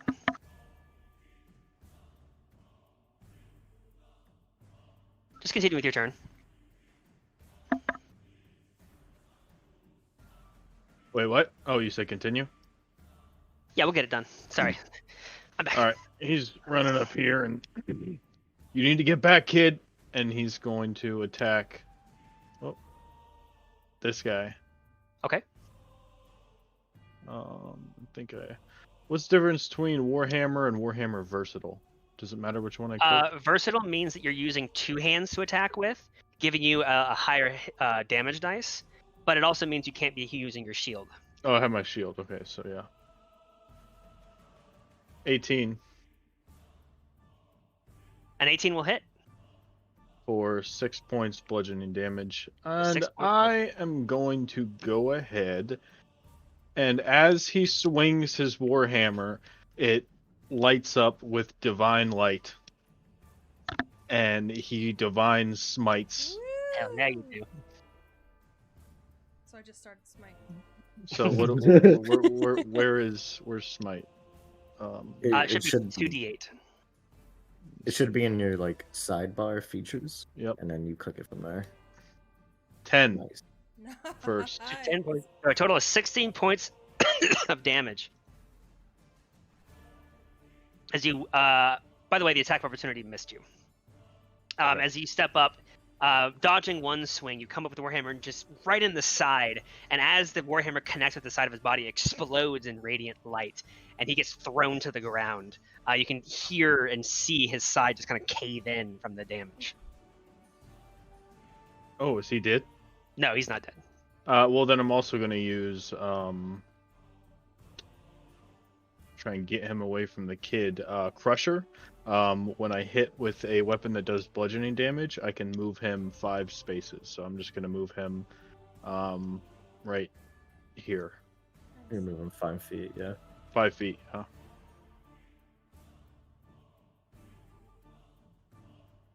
To right here? Yes. Perfect. Yeah. You hit him so hard, he stumbles to the side, like dropping to the ground, but picking himself up, and he's like, holding his side. All right. Anything else? Nope. That's gonna be it. Okay. It is Naziath's turn. He sees the guy that swung at you, Fenrir, is about to come up behind you, and he just swivels around to block his path with his own great axe and just shakes his head. And will attack him. That will hit for 7 points of damage. He doesn't have anything fancy. That's all he does. Now he's earning a name for himself. Azriel. Well, my You home are is still gone. slow. It being like that. Oh, Uh, Ophelia didn't roll to because she's supposed to roll Yeah, make a every wisdom saving turn throw. to get out of the slow, Ophelia. right? Yes. Dustin has played D&D for a total of a couple months and is remembering more than I can. Unfortunately, no, you don't get out of the slow. Azriel. I'm going to position this over here so I can get a clean shot. I can only attack once, so... Alright. Yeet. Who is that on? The dwarf. And then Perfect. I got a cryo shot. That will also hit. Yep, and then I'm gonna use my last war tactics for another a staggering strike, so you incapacitates him. Okay, you can save the staggering strike because Yeah. how would you like to kill him? Oh, cool. See him like concentrate on the spell, and then he's absolutely shitting his pants because Ophelia is running at him with the arcane black fury. As is going to kneel and line up his shot and just do a straight bolt through the forehead, and his body just gets encased in ice. Yeah, it's right in the forehead. He collapses to the ground. The top half of his body just kind of cracking and breaking. That drops slow, I'm guessing. Yes, that drops slow. Yeah. Cool. With that, I'm gonna move. I'm just gonna stop right here because I don't want to get blown up. Okay. Alrighty. Yeah, that's turn. Zuri. So I can teleport twice, right? You have a number of phase steps equal to your. Oh, if we're going off of the Eladrin elf, you can only use it once per short or long rest. Okay, I can't do that then. Then Zuri is going to move back, and she is going to cast Bless on Ophelia and Fenrir and Azrael. Okay. What does bless do again? It gives you. Oh, go ahead. No, go ahead. Sorry. No, go ahead.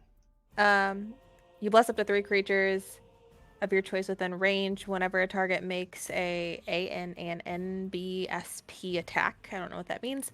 Oh. You're better at this than I am. No, it's probably a typo. Can you ping the spell? Yeah. I believe you get it at a D4 to attacks. Yes, so the attack roll or saving throw. And So any attack rolls and saving throws you make, you can add a D4. yeah. So basically, it gives you a boost to your spell. Okay. Anything else? Go.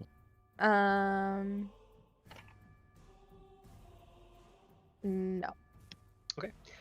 He will not take an attack opportunity against you because he is not focused on you.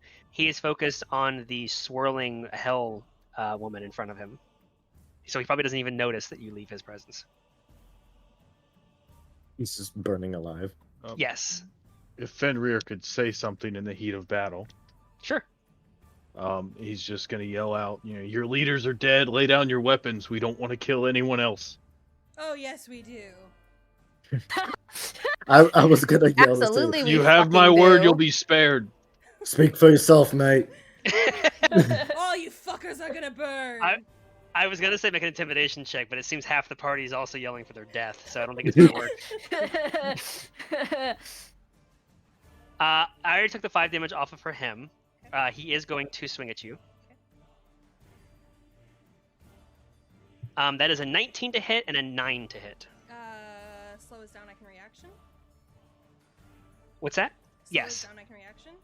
Mhm. Shield comes up. It's a white glowy barrier around her, or no, a black glowy barrier around her. Then he's going to back away. Oh, you ain't going nowhere. Oh, I totally forgot Clip's turn. Clip is going to grab Galador. He's going to start dragging him this way. So these guys are actually going to go after you, Azriel.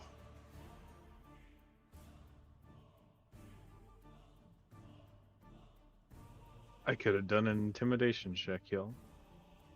Sorry, bud. We're a little done with these people's shit, and we haven't been here for a day. All right. I'm very sorry. That is a 19, 23, and 22 to hit. Ooh. And a 13 to hit. The 13 doesn't hit, but all the other ones hit.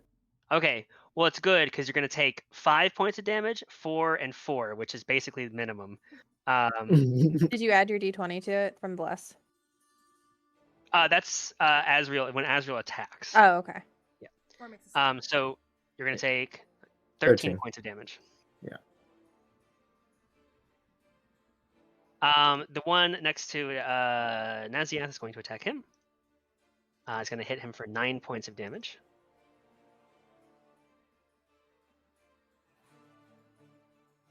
And then the one next to you, Fenrir, is going to attack you. He can try. He will. That is a 15 and a 7 to hit. Does miss. As he ting, ting, just off your armor. He's like, oh fuck. I should have listened. I should have called in sick today. Ophelia. I get a turn or a shatter goes through? How does it work? Yes. So it said that you have to use your action the next turn, but then slow dropped. So what I'm gonna do is just, if you want it to go off, you can. If not, you can pick it back. I'm not gonna let it go off. Instead, she's gonna pick up that massive glowing ruby gemstone. Electricity is going to follow her up her body, up her arm, encasing the gemstone as she chucks it like a fucking pokeball. 2 bolts of black and red lightning are gonna spear off as she casts another 2 sorcery points for twin spell as she chromatic orbs again. She's going to attack this guy here. Okay. And green. Plus. Perfect. But yeah, plus a blood. Ooh. Yeah, it's a spell to hit. So yep. It's attack roll. Ooh. That'll hit the first guy for sure. I actually wanted to do it at a 2nd level, so can I add 1 more d8? Oh yeah, absolutely. Roll that one really quick. Oh, I rolled 2. I'm sorry. It's so slow. Just With 4, so 18, 20 total. And then I don't know why it's not telling me that I can roll. Like, why it's not giving me the option to roll it at a higher level. But... It might not be in at a higher level portion, like in the thingy, in like the math. So we can fix that. I can fix that. Can you roll an additional 2d8 for me? Yay! Holy shit! That guy has no face. So that's 39. Plus That's 2. 45. That's 47. 37. No, hang on. Hang on. I don't want to verify this. That's 45 points of damage. I want to point out that that's to Green, the guy who bullied you. Good. So it's very fuck that thematic. guy. Plus the 2 from Arcane Fury. Oh, okay, so 47. Perfect. That was just what you needed to get over the precipice of killing. Was it really? No. Oh, he was just fried. He had 17 HP Okay, left. okay. Fuck that guy. So the first bolt slams into Purple, who takes 20 points of damage. Takes it right in the chest, and he stumbles backwards. The second one hits Green in the side. The last thing he sees as he looks towards the flaming chromatic orb coming towards him is your face, as he just immolates instantly. Not a scream of pain, nothing. 1 minute he's there, the next he's fucking gone. Fuck you. Dissipated. Yeah. Yeah, and she's gonna fucking charge this guy down in case no electricity. You're all gonna fucking burn. Alrighty, Varian. Kind of hot. Literally. I slightly side eye Ophelia and decide she's scary and I don't ever want to piss her off. And then I'd like to clockwork bolts and powered shot this guy. Okay. In front of Naziath. So clockwork bolts. 13. 13 will miss. Bless? 'Kay. Oh no, she's not blessed. He's not blessed. Sorry. I'm not blessed. No. Okay. I'm just so distracted by Ophelia. I'm like, what the Yeah. fuck? You're like loading across, but you're like, Don't make fun of her. Don't make fun of her. You're kind of scared. Oh shoot! Pay attention. Fenrir. I'm gonna look at this guy and say, "Last chance."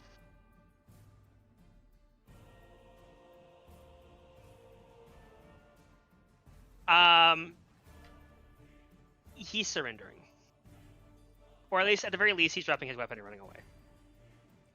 All right, So you can't He's hold off run- the attack if you want. all right. Then can I attack this guy then? Go up here and All attack of this them guy? are doing that. Oh, okay, cool. Especially after that guy just fucking bursts into flames. Yeah, they're running. All right, they've had enough. They're surrendering. They're not surrendering. They're running. They're surrendering. They're gonna bring more of them here. They have to die. That's enough killing. Naziath, hearing that they're surrendering, especially the guy in front of him is also trying to run, isn't going to let him run, but he's not going to attack him either. He's instead going to basically reach out and just grab him around the throat and lift him up off the air, so his legs are dangling. Basically grappling this guy. Azriel.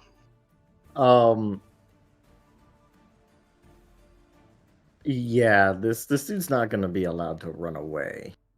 Can I just like bonk him on the head really hard? if you knock him down to 0 hit points, you can do it non-lethally. Yeah, You have a melee weapon. yeah, I got a rapier, so Okay. I'm just gonna I'm gonna put the crossbow away after you like start pushing towards me and pull the rapier out. I'm gonna just try and bonk him on the head really hard. And just or not. Or not. Well, hold on. D4? No. No, not enough. You lash out at him to try to bonk him, but he stumbled trying to run away, and you missed him. We can't let them get free, Fenrir. He's going to start moving up, try and cut them off. They try to Okay. leave out this way. That's smart. Yeah. How far are you from Missouri? Are you- I'm straight. 5 feet. Play a dangerous game. Zuri. Zuri's going to look toward Ophelia and she's going to cast Healing Word and scream to Ophelia. Make him wish he was never fucking born. I'm showing Ophelia on at full health. Oh wait, so who does? I am at full health. Okay, then I'm going to cast it. Fuck, the only one that took damage is you then, Fenrir, and you're not fighting. Azrael's So- No, Azrael took damage. Azrael took damage. Okay, then I'm gonna cast it at Azrael. Alright. Okay.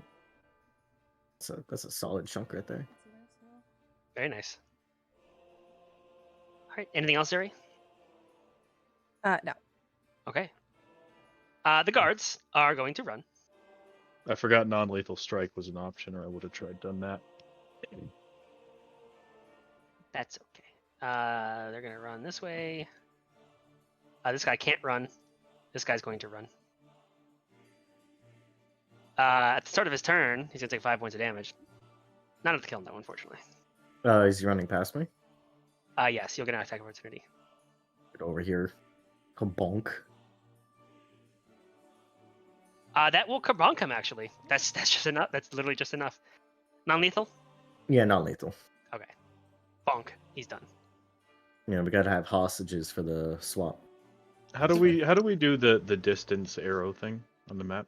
So on the left-hand side of roll 20, about Mhm. about 2/3 of the way down, there's a little ruler tool on the Oh, left. okay. All right, got it. We can do that. Okay.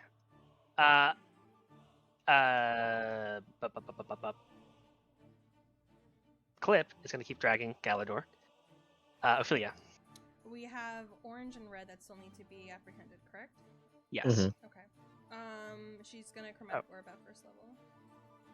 To orange. I'm gonna. Isn't orange unconscious? Oh, purple's unconscious. My Purple's bad. unconscious. I'm gonna. I can bless, right? Bless. Before? Yes. Okay. Thank you, Zuri. It's not enough to hit. That I think is all your girl has in her pocket. So that's my turn. But she is going to move. Let's see. I need to be 30,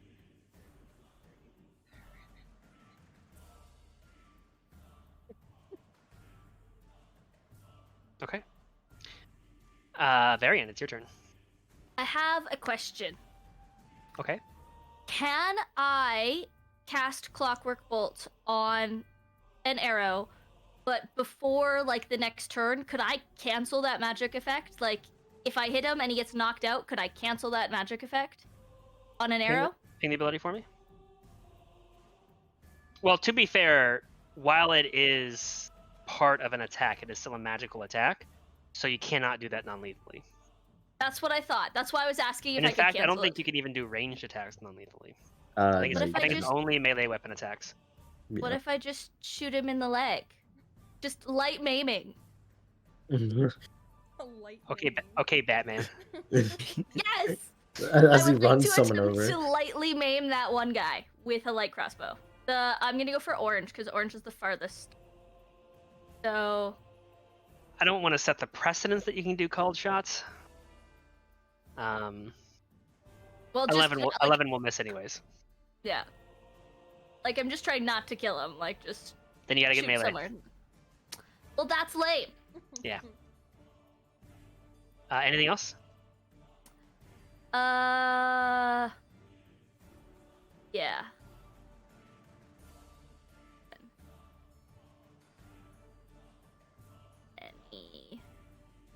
Any 5, 30.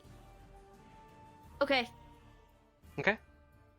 Oh no. Go. Fenrir, 5, 10, 15, 20. Fenrir is going to run up to here. Okay. And non-lethally strike red. Go for it.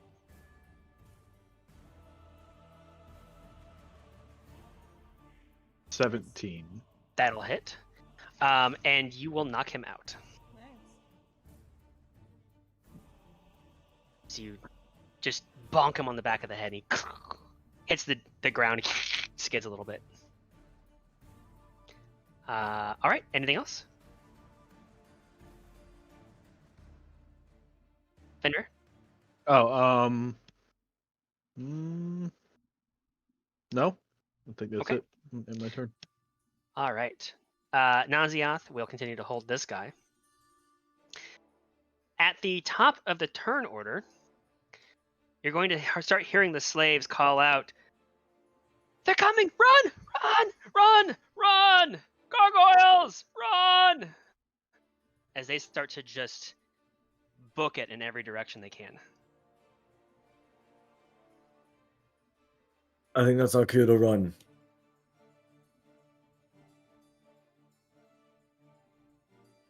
Asriel. Do I know what gargoyles are?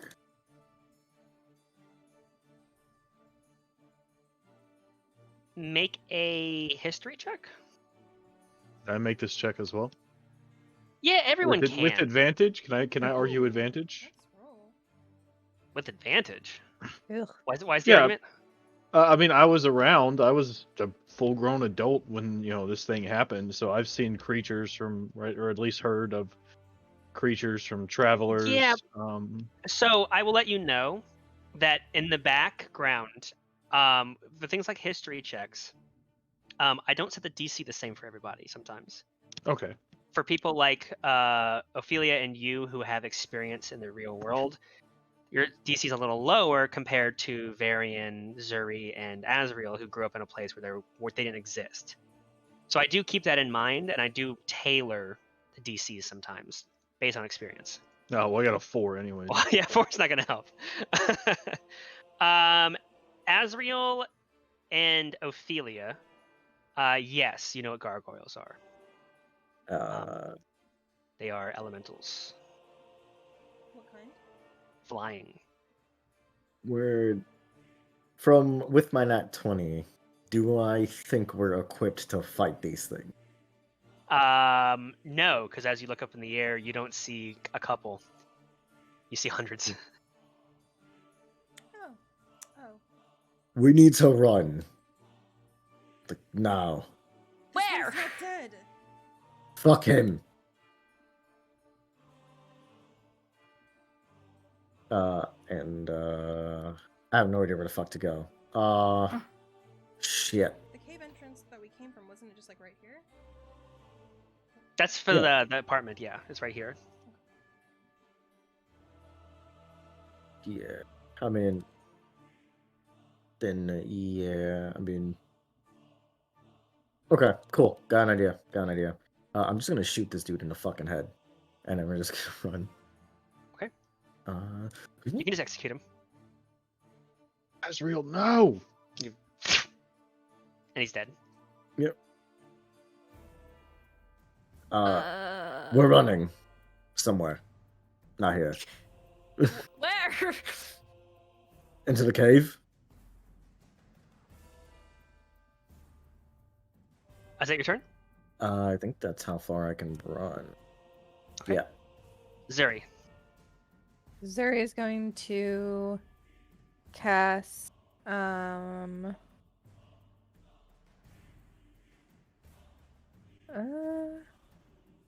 Oh. healing word on Fenrir since he took Fenrir's damage. at full. I haven't taken damage. Who took damage? Somebody took. I'm the Okay. only one who took damage. Kicked in. Who getting fucked up? No, he Okay, tried to then hit me, and his weapon went chink. Oh, that's right. Okay. So then Zuri's gonna cast it on Azriel and then follow him and booking it. And Nice. I meant to shoot it at this dude that Ophelia was next to, but I also get this. So it's all Oh, you said I'm gonna shoot this dude in the head. Yeah. And You then said execute him. Yeah. Yeah, so I thought you were Yeah. executing him. Okay. Yeah, no, yeah. No, but it's all good. It's all good because No, it we'll take that back. matches. It matches still. It's fine. Okay. He's dead. You executed him in front of Fenrir. We'll have that drama. All right. Okay, anything else, Zuri? no, Zuri's gonna book it with Azriel. Okay. The last remaining guard is gonna take 5 points of damage. And then he is action disengaging from Ophelia and running off map. You fucking bitch. Better fucking run. Ophelia. How far away can that motherfucker go? He only went 30 feet, so if you want to shoot him, you can. Oh yeah, I'm shooting him. Chromatic orb's 90 feet. Yeah. Oof. Why ooh? Is that some damage? Fuck this That'll guy. hit him. It'll smash into the back of him. He falls forward on the ground, and then he picks himself up and keeps army crawling away. He's still Uh, alive? What is this guy fucking Austin Powers? He never Orange never took any damage. He's Even with the +2 from Arcane Fury.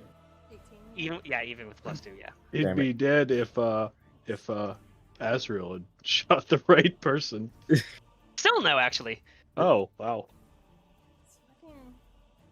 They were a little beefy. She's Go ahead. literally gonna fucking like spit it in as she fucking runs.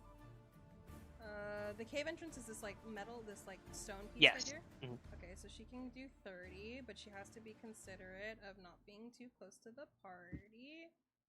So she's gonna run. I mean, can you voluntarily turn it off at any point? I don't think that she would be thinking about that right now. She's enraged. Okay. Okay. Varian. Well,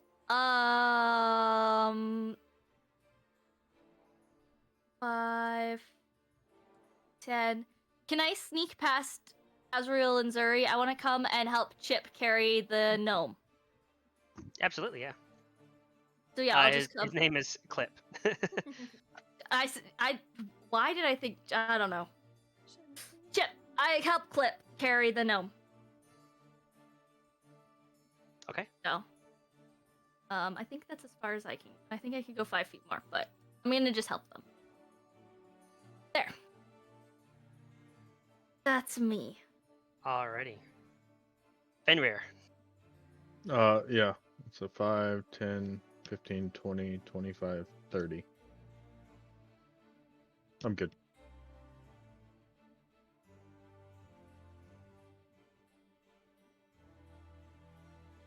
Alrighty. Nazia's gonna throw this guy to the ground and move towards the entrance and like post up at it, like trying to like get you guys to go inside because that was the order. Goddamn, At the top of the turn order. Huh? we need him. At the top of the turn order, I would like everybody to make me we'll call it charisma saving throws. We get +4 from whatever it's called. You do get from, plus, yeah. Oh no! Wait, no. 19. Why? Whatever. Why did I roll so low? I also rolled rolled a a one. 5, I so rolled a 1. What the fuck is this game? So Oh wait, no, I got to do it. It's not +4. It's plus a a D4. D4, yeah. Um, Yeah, Ophelia with a 28. I think you're pretty no, good. 4. 19. 18. Okay. So, Zuri with a 22, Fenrir with an 18, Ophelia with a 28, Varian with a 5, and Azra with a 9. Ophelia and Zuri passed this. But it was 19. You said 18. I don't know if that makes a difference. You have a 14 plus 4. I got 15 plus. Oh, never mind. You're right. My bad. Which is a failure. Fuck. Fenrir, Varian, and Azrael. As you guys are running, you suddenly just stop, frozen in place. You can't move. You're completely and utterly paralyzed. As you hear a voice boom out. Enough! It echoes off the cavern walls. The ground itself shakes and quakes as the gargoyles land atop the area of the caves around you. From underneath the ground, to your left and to your right, the earth and the rocks itself splits as these hulking creatures pull themselves out. A number of other strange creatures, by the way, here's what they look like.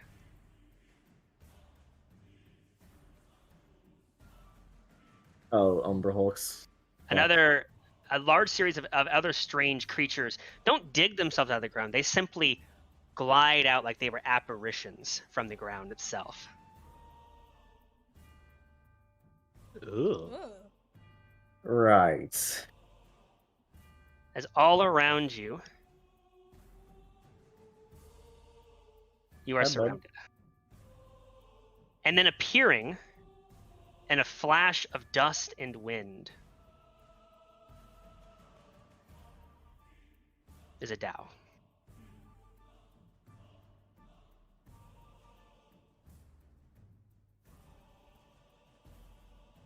You have incited rebellion, killed an absolute. Your one punishment is death. And we'll call the session there. Oh shit!